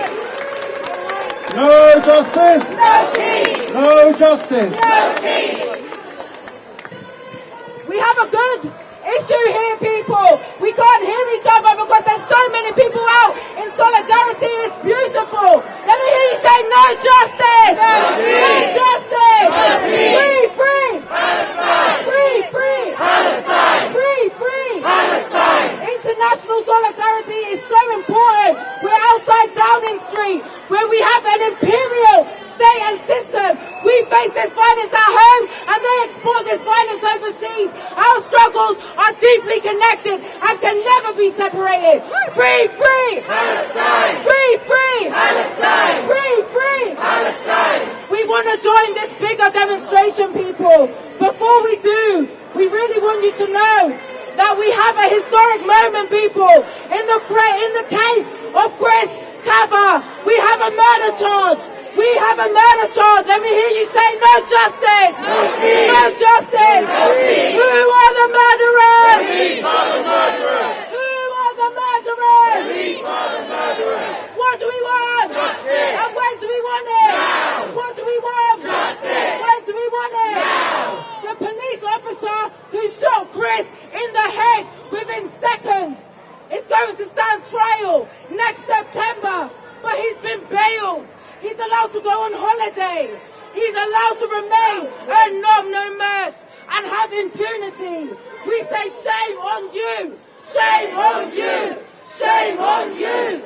Shame on you. Shame on you. Shame on you. If this case is successful, this will be the first successful murder prosecution. This impacts everybody. We can't have a state where police kill our people and get away with murder. No justice. No peace. No justice. No peace. No justice. No peace.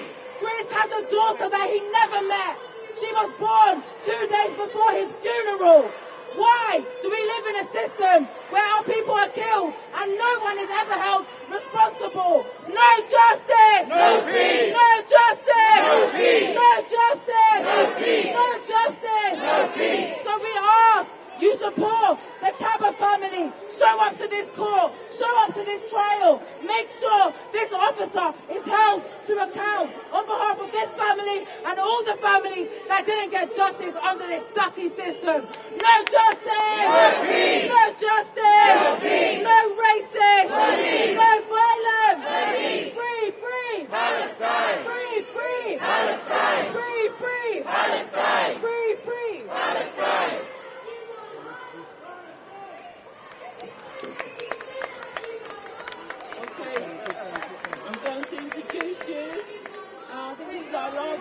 Minka. So Maya, she's the cousin of Gaia Pope. It's so good to see so many people here today in solidarity with bereaved families, mourning the unfillable hole in our hearts. And it's so important that we keep coming back year in, year out to keep speaking up. People can argue with abstractions like institutional racism and misogyny and the impact of austerity on working class communities in a way that they cannot argue with the holes in our families that are left behind. We lost Gaia in 2017 when she was 19 years old and her life should have been beginning. She was bright, brave, kind, creative and fiercely loyal to those she loved. Her story hit headlines when she went missing, but it started 2 years earlier when at 16 she was targeted and groomed by what turned out to be a prolific child sex offender. Gaia knew that less than 1% of rape reports in this country lead to conviction, but she reported because she wanted to protect others and thought that the police would protect her. Instead, she was dead within 2 years. Those 22 months where she was consistently failed by the services we're taught to turn to. They were 22 months of desperate struggle by Gaia and I and the rest of her family to access care from the NHS, who did nothing but lock her up, chemically restrain her, dismiss her delusions of rape and cover it up when she was sexually harassed in their hospital. And of course she tried to get justice and protection from the police. The prevention of this sort of crime is the justification that we are given time and time again for the existence of an institutionally racist police force, but they failed her time and time again. Despite ongoing harassment and threats to kill from the perpetrator, they would not even give her a restraining order. She died in fear, running from her rapist after she went missing in the midst of a mental health crisis. She had called the police for help again that morning, and they hung up on her. On the 18th of November 2017, Gaia's body was found 11 days after she disappeared. The paperwork says she died of hypothermia, and that it took her 3 days to die out there alone in the dark while the police were not even looking for her because they thought that her disappearance was a hoax, that our family was, to quote one officer, taking the piss, and to quote another, that rape was not part of their job. Gaia didn't die of hypothermia, she died of indifference. At the end of a 3-month inquest into her death that exposed over 50 failings by mental health services, social care and the police, exposed officers who concealed evidence and tampered with evidence and lied to the jury, we got nothing. The coroner banned the jury from even considering whether the police even had a case to answer. And I was just told this week that our legal route for civil action has come to an end because we cannot afford legal representation. 7 years of fighting to be told to go home. Well, I'm not going home. Home is gone. Home is broken. But we are at home when we are together. I am heartsick with grief, and I am heartsick to recognise that same grief in the faces of so many people here today. I'm sick of hearing the same story over and over and over again with new names. Sick of seeing prevention of future deaths reports stacking up and gathering dust while the same promises are broken time and time again. So it's time to talk about alternatives. It's time to talk about defunding the police. You cannot reform an institution that is made of nothing but rotten apples. We need to talk about taking that public money and putting it back into our communities and to work that funds care instead of killing. There is no justice for us on an individual level, no justice for us without radical change, and the only way that we win that is together. Thank you. Thank you. We've now got the last speaker. We've got the last family speaker here. The cries for justice for Palestine are the same cries for justice for people killed by the police in this country. And if we're going to abolish the police, We need to abolish the judiciary. We need to abolish the government. We need total liberation. Nothing else will do. Liberation for Palestine, free Ireland, free the global south. The last speaker is the powerful Marcy Rigg, whose brother Sean Rigg was murdered by the police in Brixton.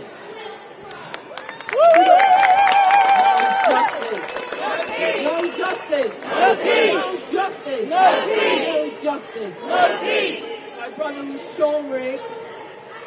He was killed by Brixton police officers in 2008, 15 years ago. All the officers walked away unpunished when Sean was restrained for up to 8 minutes, face down, just like George Floyd, in grass where he could not breathe. And he was rushed to Brixton police station on blues and twos rather than taken to hospital. He was arrested for theft of his own cancer passport, and the officers claimed that they didn't recognize he had a mental health or that, who he was. And so he was caught on camera at Brixton police station where Sean died at the hands of the police, and they all walked free. But we had a perjury trial, the first ever in this country for perjury for a police officer, and a death in custody. The officer walked away free. The file went to the Crown Prosecution Service for 6 charges because we had to have the case reopened. You know, there was an independent review by the IPCC, the silent review, which gave 100 and odd recommendations, found that the IPCC was not fit for purpose, and the case was reopened as a criminal investigation.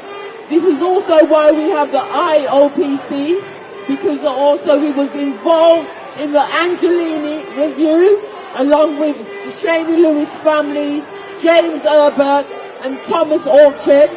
Thomas Orchard's a young white man that was killed 11 years ago, and the family are only getting the inquest, which starts next week in Devon. His death was also caught on camera, just like Sean's. 11 years later, we had a gross misconduct hearing. Commander Julian Bennett, who is currently up for gross misconduct for taking drugs, and he did Sean's case. He said that he refused to give a urine sample by the Metropolitan Police. He asked President Dick that if he wanted President Dick to allow him to resign. That didn't happen. He was eventually charged with misconduct for dishonesty and integrity and whatnot. But in court, he's used the Sean Rigg case for the reason why he said he was taking CBD oil, a legal substance, when he let the officers walk free on the 1st of March. On the 7th of March, the left side of his face was paralyzed, and he blamed it, said it was a Sean Rigg case, and that's why he was taking CBD oil and refused to take the drug test. It was going on for 3.5 years. He tried to get the case dropped, tried to get the misconduct panel to sack themselves. But in September, I heard all the evidence, and on Tuesday, the 31st of August, will be the final decision as to whether he will be sacked. But what was extraordinary is that he blamed the Sean Rigg case, and so it's now on record in the Commander Julian Bennett misconduct hearing. Look out for that next week. I also found out that this year, 3 of the officers involved in the restraint in my brother's death received compensation to the tune of £65,000 between 3 of the officers. Compensation paid by the IOPC. Shame. No families have ever received compensation from the IOPC. The officers claim that it took too long to complete the investigation. 10.5 years, which traumatized them, and that's why he was paid. They were paid compensation. But what about my family? What about all these families where the IOPC has failed all of us families in long drawn-out investigations? So I want you to look out for that. I went to the United Nations earlier this month, spoke about the deaths of African men in the United Kingdom and globally, about the issue of excessive use of force, because they have a license to kill, even to the point of death.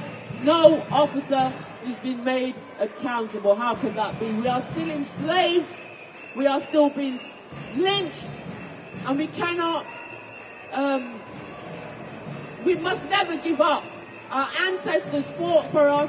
Hundreds of years later, we have to still pass on the baton for our future generations. No justice, no peace.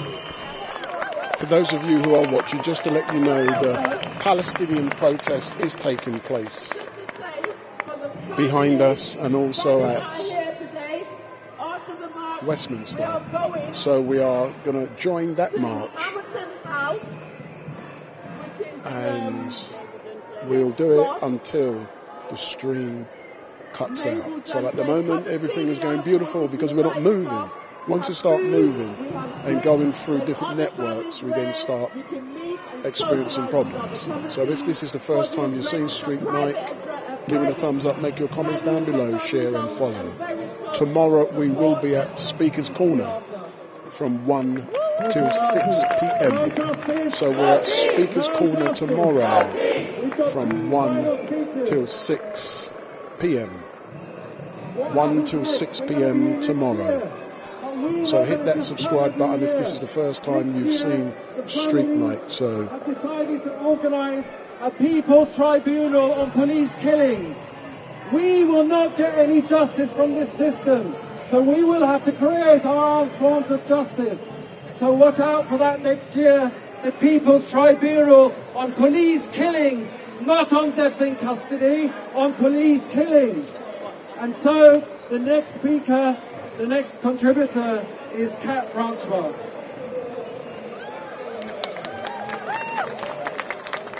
Does my anger scare you? Does my truth annoy and irritate you? Does the blackness of my skin make you feel uncomfortable because of the safety of the whiteness that you live in? Does the world comfort or protect, embrace or neglect? Are you seen as an asset or a threat?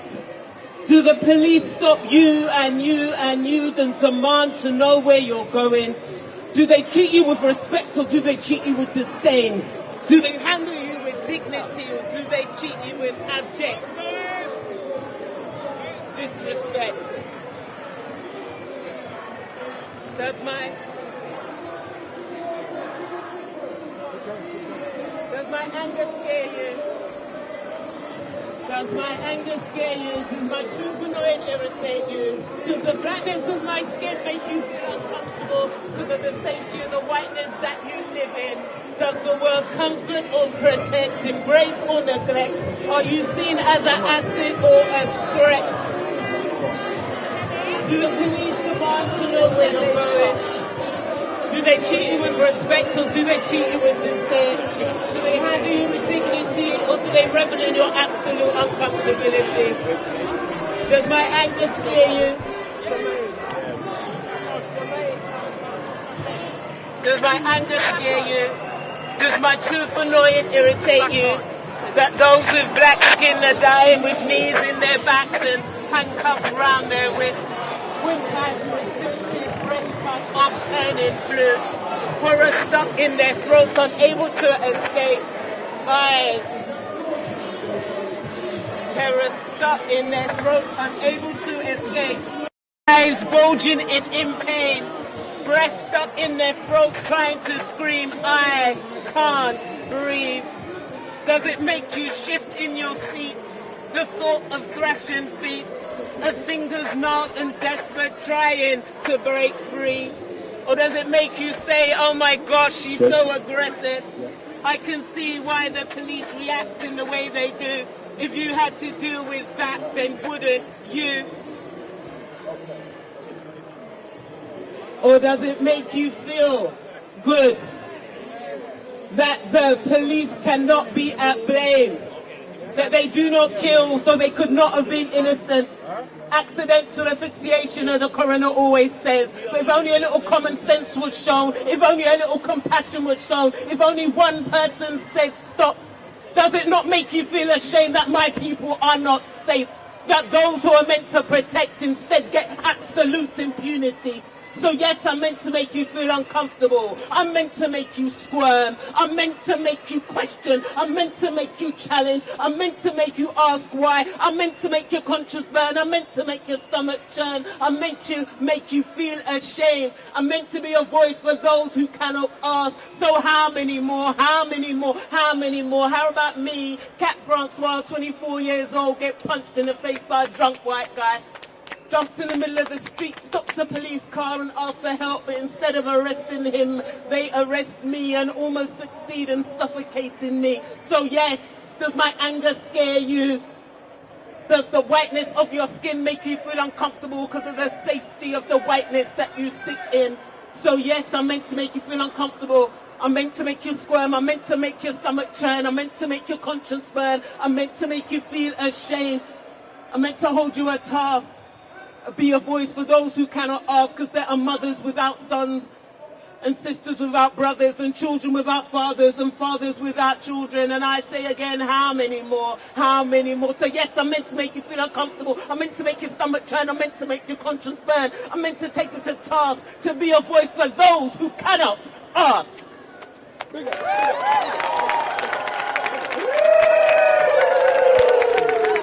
Thank you very much. Our final speaker is the co-founder of the United Families and Friends Campaign, Brother Minka. 2 minutes, yes. Thank you, Sister Timmy.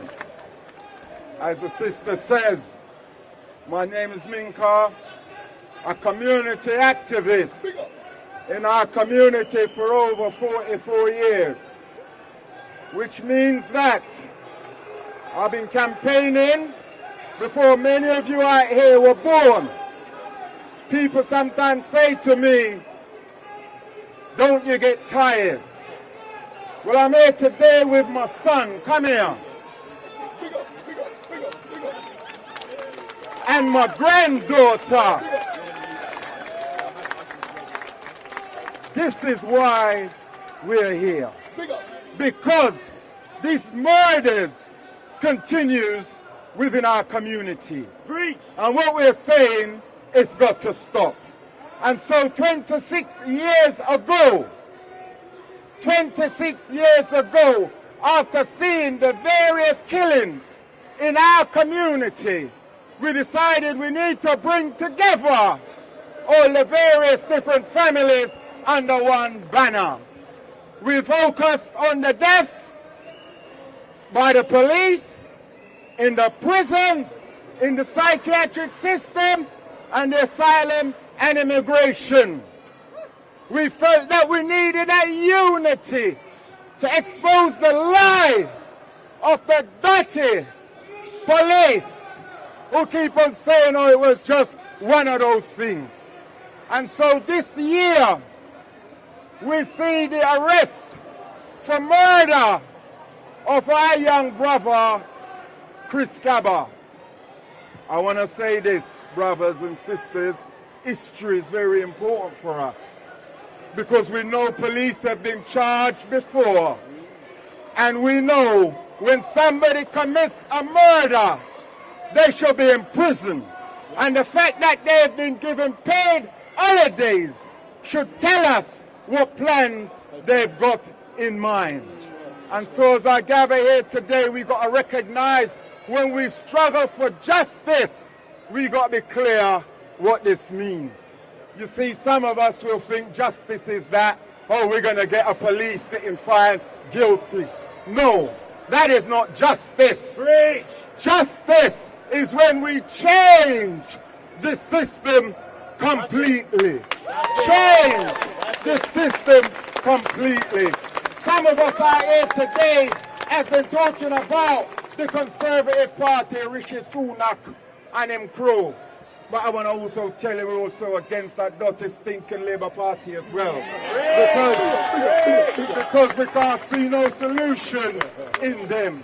And as I come out here today, I've got to acknowledge the leading campaigning organisation in our community, the Campaign for Truth and Justice, who've rallied our community to come out here today.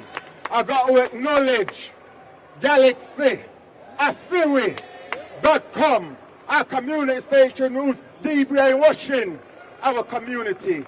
I've got to acknowledge Inquest, who have done tremendous work. And I've got to acknowledge my comrade in arms, Ken, who is one of the founder members of the Campaign for United Friends and Families campaign. And as we come out here today, we're not just against the deaths in custody in this country. We're also against the deaths in custody under all neo-colonial regime, and in particularly Palestine. Yay! As we gather here today, that Zionist Israeli regime is committing genocide against our brothers and sisters in Palestine. And we're outside Downing Street, and we're outside the right place, because it was in 1917 when this government decided through their Balfour Declaration that they were going to give Palestine to these Zionists in Israel. They extended that state in 1948. And for today, our people in Palestine are rising up.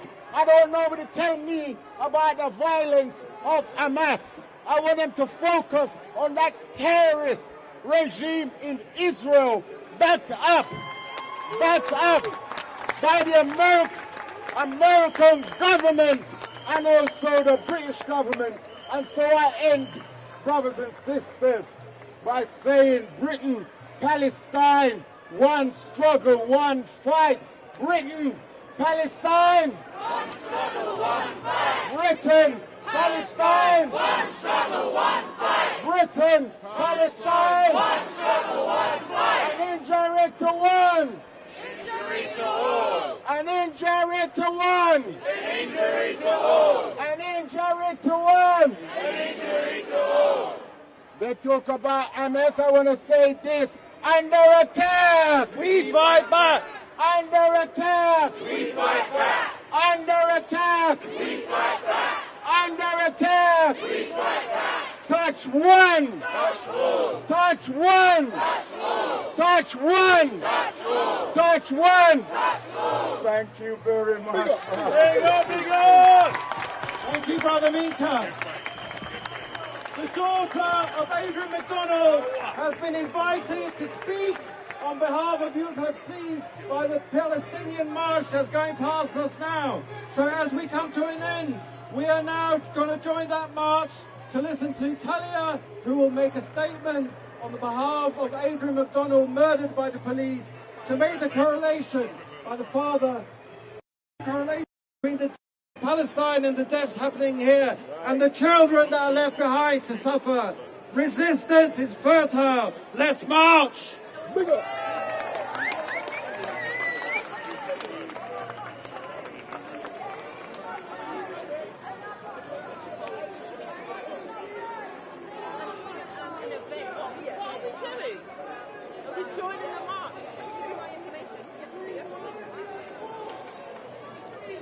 Right, you're gone. All right, look. Rest up to morning. See you soon, man. Wait a minute.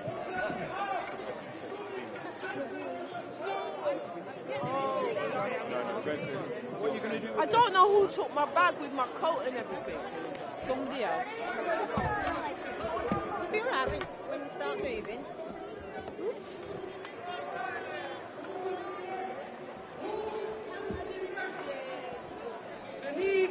We need ceasefire now. Ceasefire.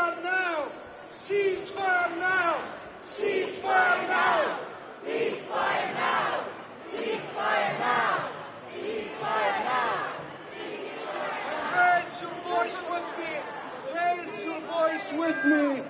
Free, free Palestine. Free, free Palestine. Free, free Palestine. Thank you.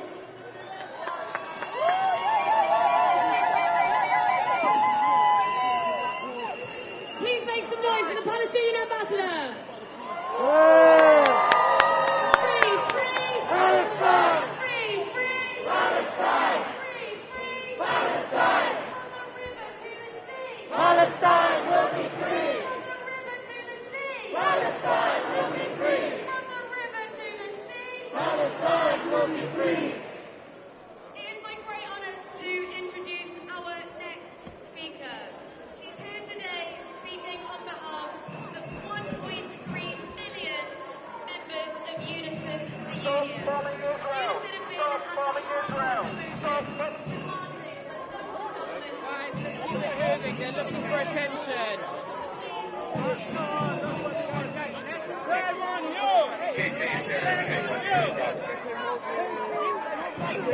Keep it moving. Yeah, the march is that way, guys. The march is that way.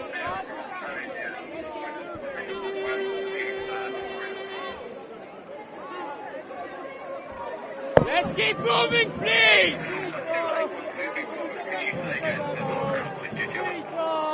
Where's your little cabin small? Where's your mate Gabba? Where's your Gavin gone? Where's your Gavin gone? He's in prison. Is he? Get him in there then.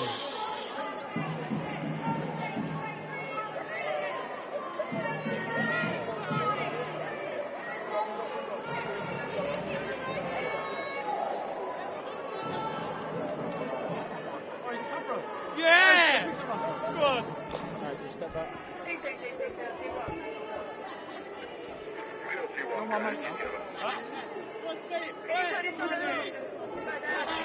I want money for my interview. I could. It's a celebrity. Please, I know this group may make an allegation and claim we did nothing. There will be a fine for everybody.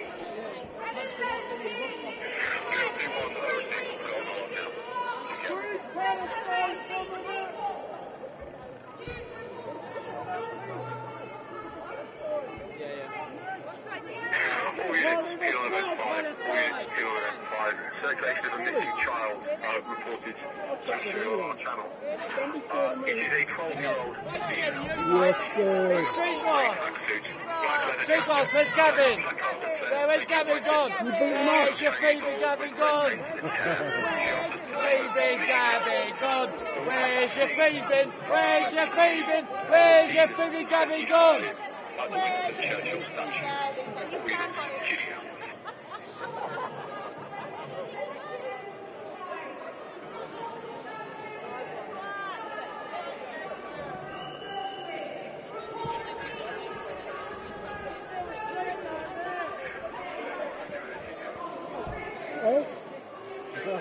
I'm always busy.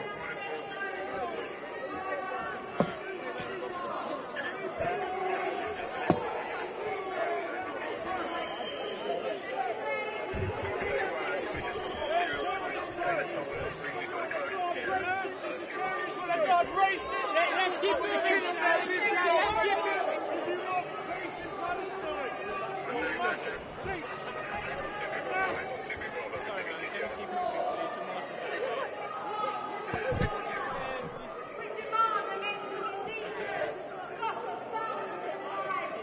Good afternoon all, Wendell Daniel from Street Mike, and we're coming to you live and direct from, as we can see, right next to the Cenotaph down here in London, and in a few moments I'll be making my way towards Westminster, where there's a massive Palestinian protest taking place.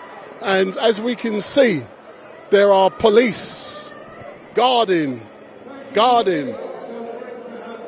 the Cenotaph down here in central London, and the regular rabble-rousers, the regular troublemakers are down here. And let's see if I can engage with them, because after a while you get to know who all the dodgy motherfuckers in London really are. So let's get a peace. So let's try and get an interview with the regulars. We see them every week. We know them.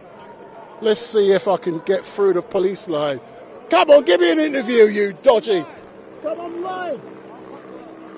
Listen, I'm always live. I know you're dodgy. Wait, you know that. You followed me already. Come forward. Why are you here? Why are you here? Why am I here? Yeah, come forward, man. So I'm trying to free the Palestinians from terrorists. Yeah, and who are the terrorists? To realise that Hamas is owning them and they are puppets. Yeah. And why are you standing next to the cenotaph being guarded by the police? You chicken? Because these people are vandals. You chicken? No, we're protected. Are you chicken? Oh, I've roast beef today, mate. Beef. We're protected because they're the threat. So we... Fuck off your class anyway. Know your side. Hey, where's Tommy? Where's your mate Tommy? Oh no, where's your mate Gavin? He's in prison. Where's Tommy Robinson? Get him down here. I'll interview him again. Scum. Your face. He said you're a we only need credit card. Only go to 500 quid in shop. That's your mate Gavin. So if you want to come down to London, this is the place to be. This is where democracy in action happens every Saturday. And don't be scared when you see these, sir. Sir, step forward. You know me. Come forward. So how are you keeping today, sir? How are you keeping today? All right, fine. So how comes you are here next to the cenotaph being guarded by the old bill? Supporting freedom. And why is it important to support freedom? You know, I'm devil's advocate, even though you don't like my backside. You are, I don't believe you are. You know I'm devil's advocate, so why are you down here with the rabble-rousers? You doctor all the footage. How can I doctor when I'm live? Yeah, I'm the only live streamer, yeah. As you can see, I've got crap equipment, hence the reason I'm live, because I doctor everything, You yeah. don't want it in one country, you want peace in the world. You're getting that caught up with the cable. So you want peace, so tell me, yeah, I'm being devil's advocate, yeah. So do you believe, and I'm going to cover both sides of the coin, do you believe what Hamas did was justified? No. Why not? I don't believe any terrorist group is justified. Right? Do you believe that what Israel is now doing is justified? If it's terrorists they're doing, if it's a terrorist act, no, of course it's not. Right? So well, we want Trump back. Who's Trump? He's in power. He's dodgy. Yes. He's corrupt. See what I mean? He's corrupt. Devil's advocate. I'm tickling your toes to see what you come back with. Devil's advocate. You can't deny when he was in power, the peace, the country, the world had peace for 4 years. When he was in power, there was no wars around the world. He made peace, and he proved it can be done. He proved that wars are manufactured by the big industries, right? War industry. Excellent. At least I've given you the opportunity to say your piece. I'm now going to march with the police. He proved it. Big up. So let's go through with the police. So this is what's going on down in London. So there's literally thousands of people down here today, and I didn't do this last week because when I did, there was just too many people. So we're now walking behind the police lines.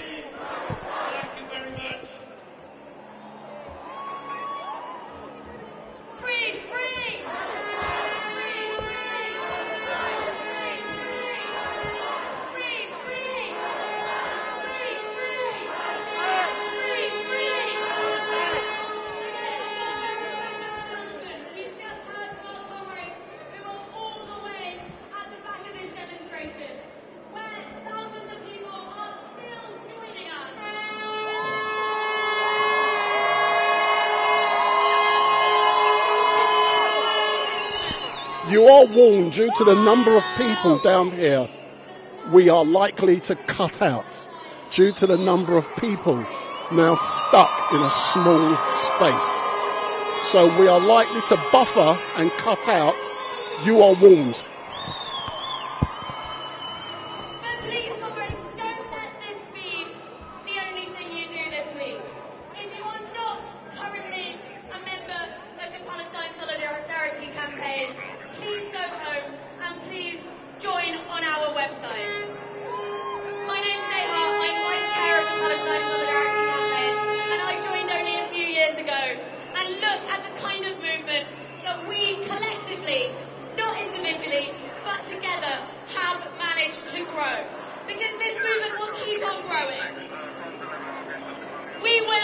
give up.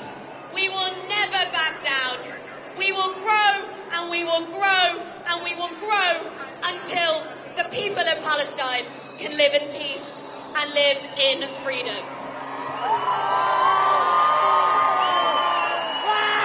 It's now a great honour to welcome to the stage the MP for Poplar and Limehouse. Please make some noise for Afsana Begum.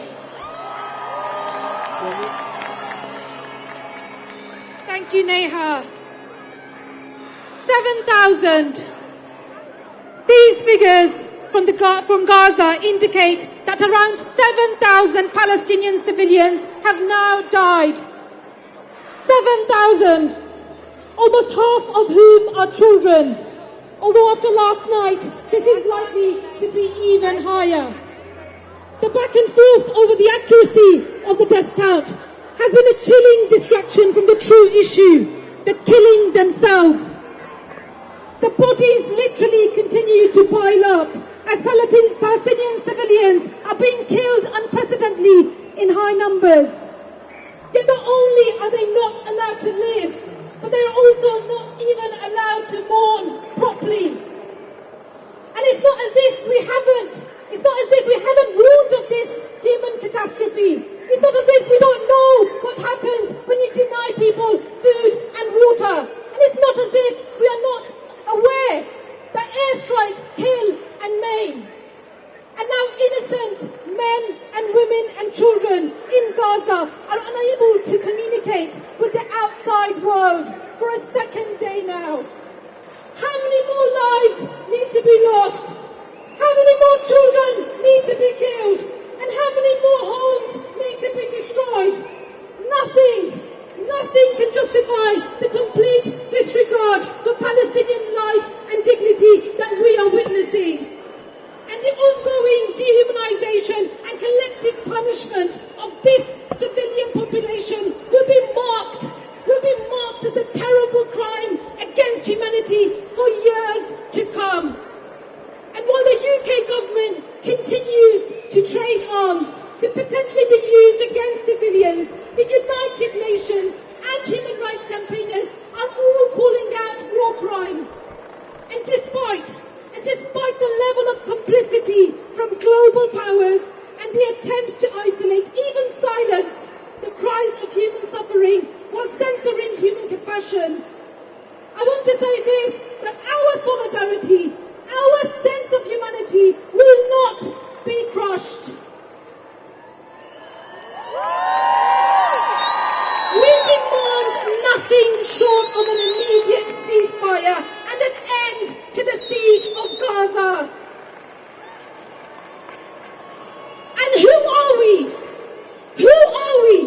And what do we stand for? Whilst we are increasingly being maligned by those seeking to justify the unjustifiable, the answer is very clear. We are the people of all around the world, from all faiths, from all ethnicities, from all backgrounds. We are calling for peace and we are calling for justice where there are war crimes and crimes against humanity. For dignity instead of degradation, for human rights, not human suffering, for freedom from illegal occupation, and for safety from forced evictions, displacement and dispossession, for liberation from oppression, and for hope where there is despair. And yes, for the recognition of the state of Palestine after years of statelessness imposed on the Palestinian people. None of us here are free until all oppressed people around the world are free. Solidarity! Free Palestine! Free! Solidarity! Thank you, Afsana. It's great to have Afsana here. I just want to say she is a very principled MP and politician in the constituency where I work. And she, for her principles, has been subject to vilification, bullying and harassment. So she deserves our solidarity too. Thank you, Afsana. Our next speaker is another MP.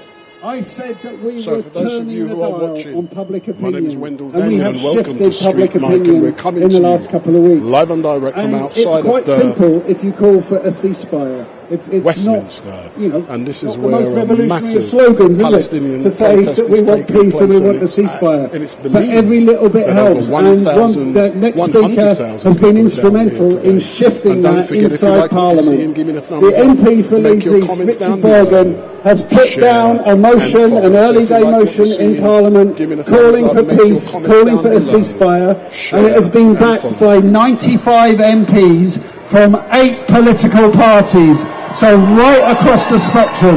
Please welcome Richard Bergen.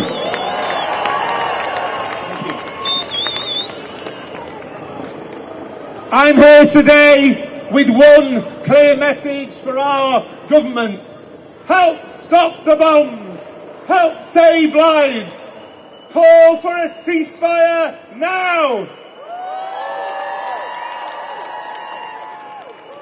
Even before the horrors of last night, nearly 9,000 people in Gaza and Israel had already lost their lives in just 3 weeks. 3,000 children killed in Gaza alone. One killed every 15 minutes.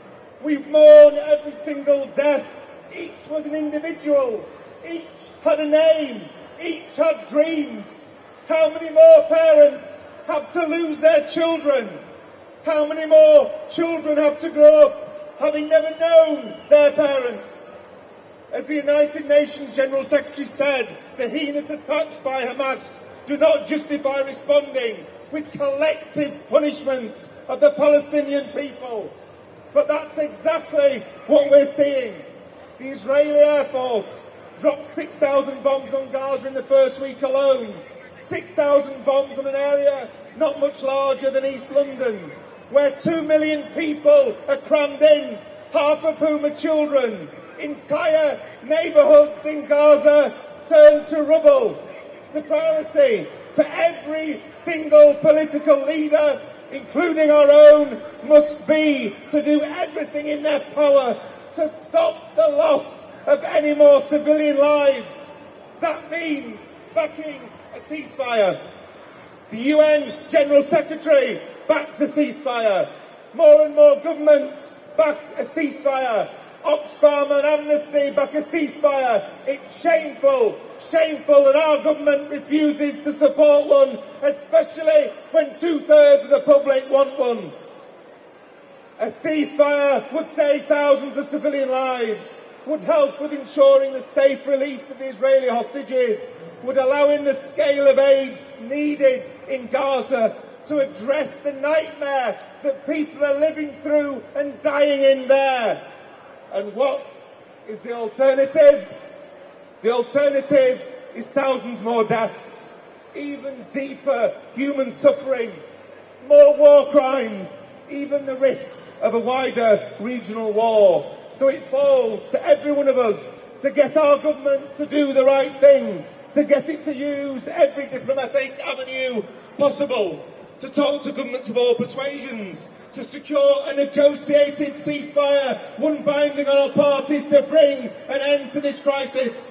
That's why I launched the parliamentary motion for a ceasefire backed by 95 MPs. And I promise you today, when Parliament returns in 10 days, we will build an even bigger campaign in there for this.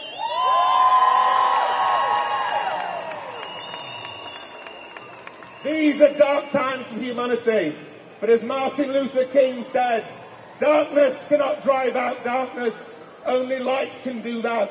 So to our political leaders, I say, be that light, make a stand for life, work to secure that ceasefire, and then work so that instead of more bloodshed, suffering and occupation, we secure the viable Palestinian state alongside Israel that's needed for a just and lasting peace across the whole Middle East. Let our cry for a ceasefire ring from here around the world. Let's keep going for an end to war and for justice. Justice for the Palestinian people. Ceasefire now. Ceasefire now. Ceasefire now. Ceasefire now. Ceasefire now. Ceasefire now. Ceasefire now. Ceasefire now. Ceasefire now. Ceasefire now. Ceasefire now. Our next speaker is another MP who's been a really strong voice in Parliament demanding exactly what we're all here today to demand, which is a ceasefire now. Please welcome to the stage the MP for Hackney North and Stoke Newington and the first black woman to be elected to British Parliament. Make some noise for Diana!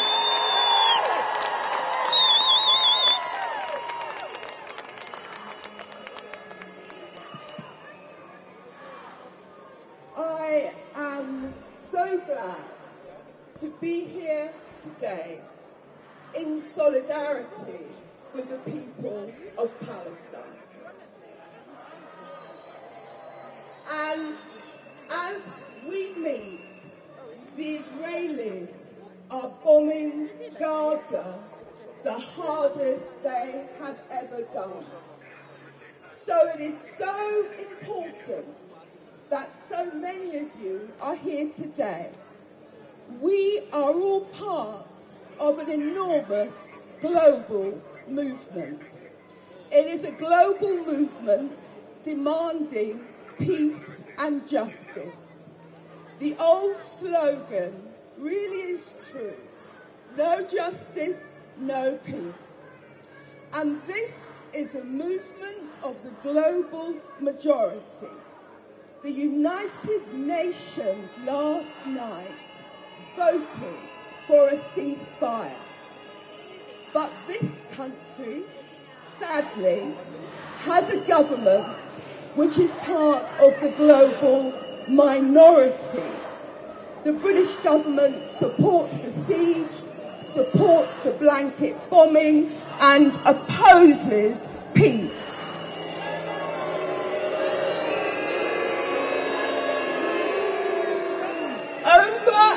Over again, this country's political leadership talk about Israel having a right to defend itself. And I have to sit in Parliament and listen to that. Of course, like any sovereign country, Israel would have a right to defend itself. But what is really happening? Israelis are bombing sites which should be protected, like hospitals. So doctors are operating on the floor. They are having to amputate limbs without anaesthetic. Babies are being disconnected from their incubators. Is that self-defense?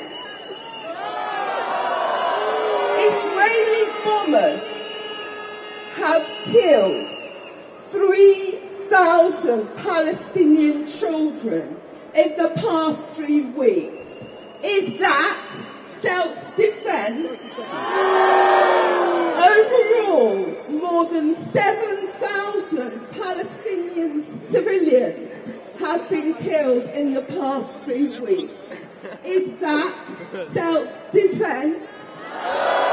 And earlier this week, Gazans were told to move south because they'd be safer. But the south is still being bombed.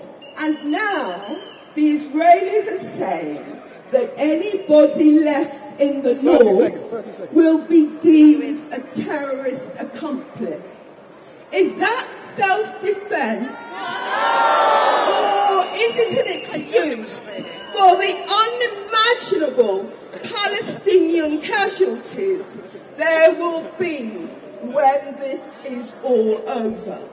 So our leaders do not speak for the vast majority of the people in this country. They do not speak in our name.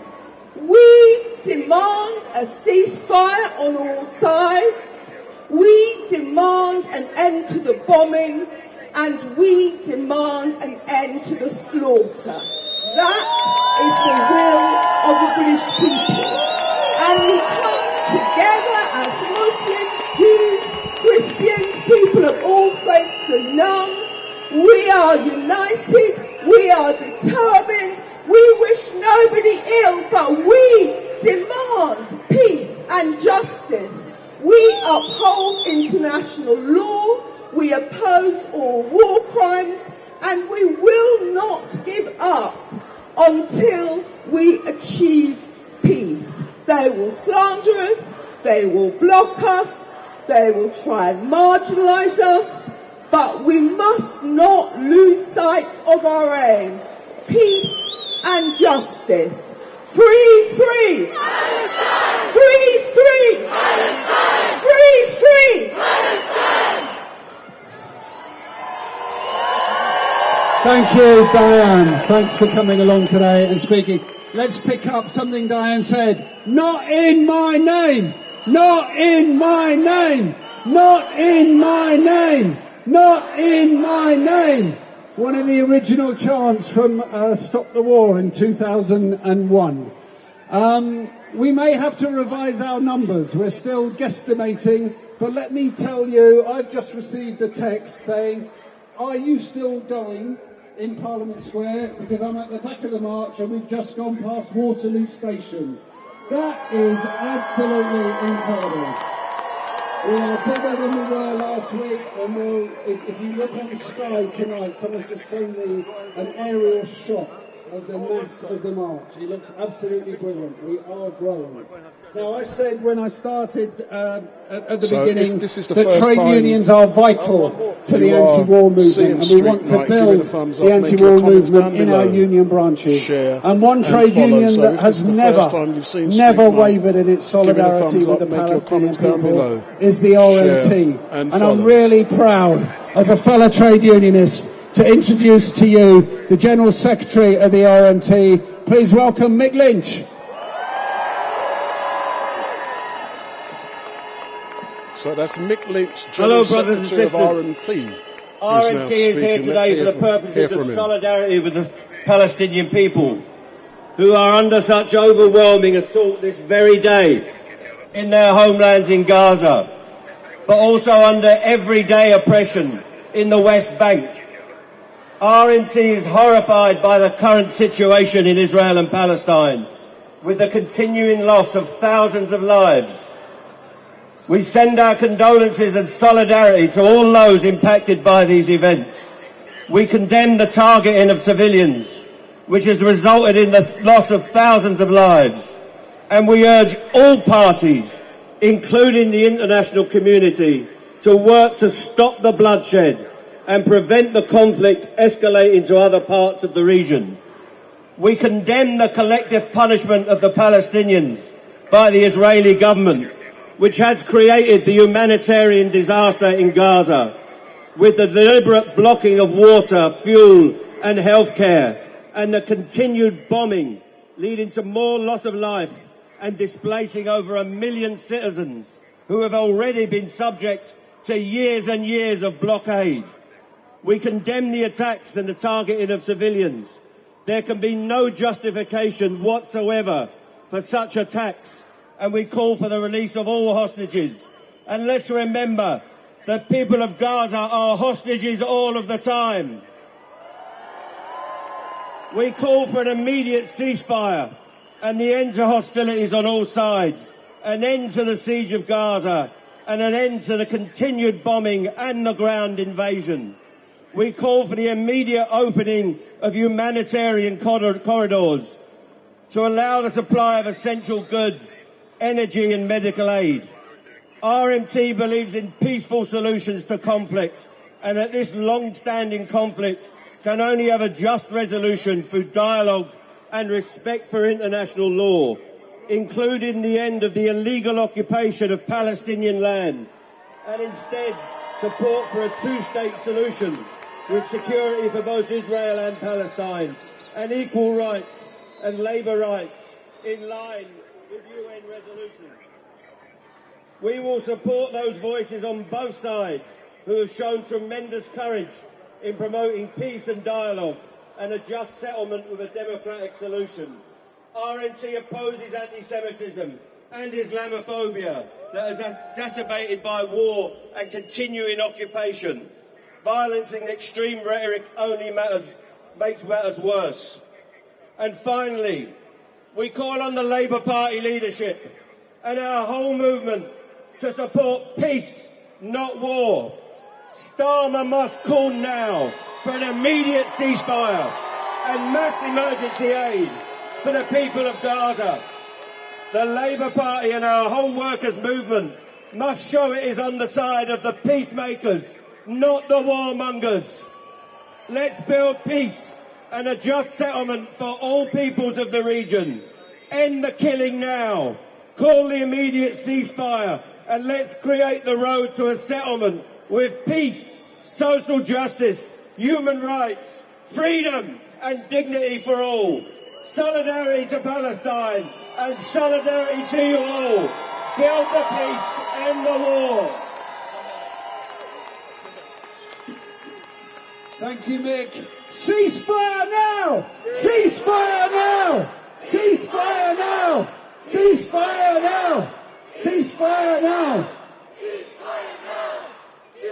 I'm really pleased to introduce our next speaker, another Member of Parliament, a Labour MP who has been with us from the start. She was also a very good friend to my union, the NEU, earlier in the year. Please welcome Zara Sultana, MP for Coventry South, and a strong voice for internationalism in Parliament.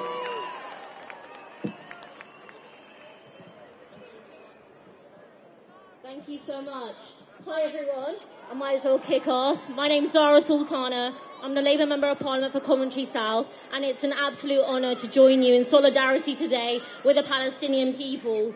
I'm here today on behalf of my constituents who are outraged at what they're seeing, but everyone with a moral compass who is seeing what is happening. In the House of Commons on Monday, I asked Rishi Sunak how many more Palestinians had to die before he condemned Israel for its countless violations of international Parliament law Square. So I'm and now going to called for a make my ceasefire. way And to Parliament Square, which is literally only 200 feet away. But the number of people that are there could affect my stream. I'm warning you, because I might cut out, but you know me, I like to be at the front. I like to be in the heart of what's been done and said. So I'm now going to make my way to the front. Be warned, I may cut out. Because they want people to know who they are when they die. It's not enough for premature babies in incubators to be at risk because hospitals are running out of fuel. It's not enough for whole neighbourhoods to be flattened and countless bodies to be lost in the rubble in mass graves. It's not enough because to this government, Palestinian lives matter so little that these blatant war crimes, and they are blatant war crimes, aren't enough for them to demand a ceasefire. So let me say this and let me be clear. Shame on every single person who has given a green light to this. Shame on every single one of them. Shame on our political leaders who have allowed Israel to unleash this war.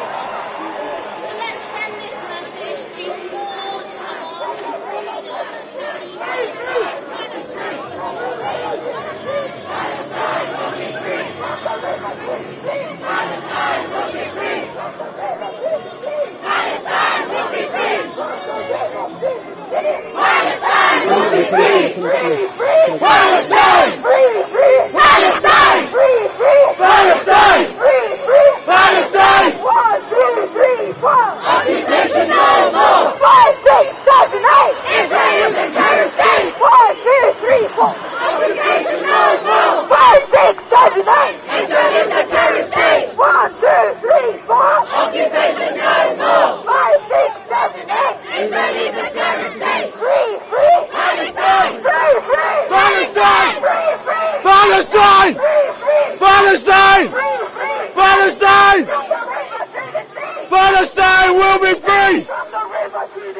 Palestine will be free! Palestine will be free! Palestine will be free! Palestine! Palestine! Palestine! Palestine! No! No! No! No!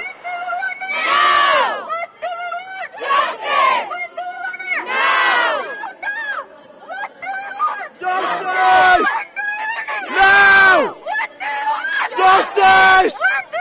No! Palestine! Palestine!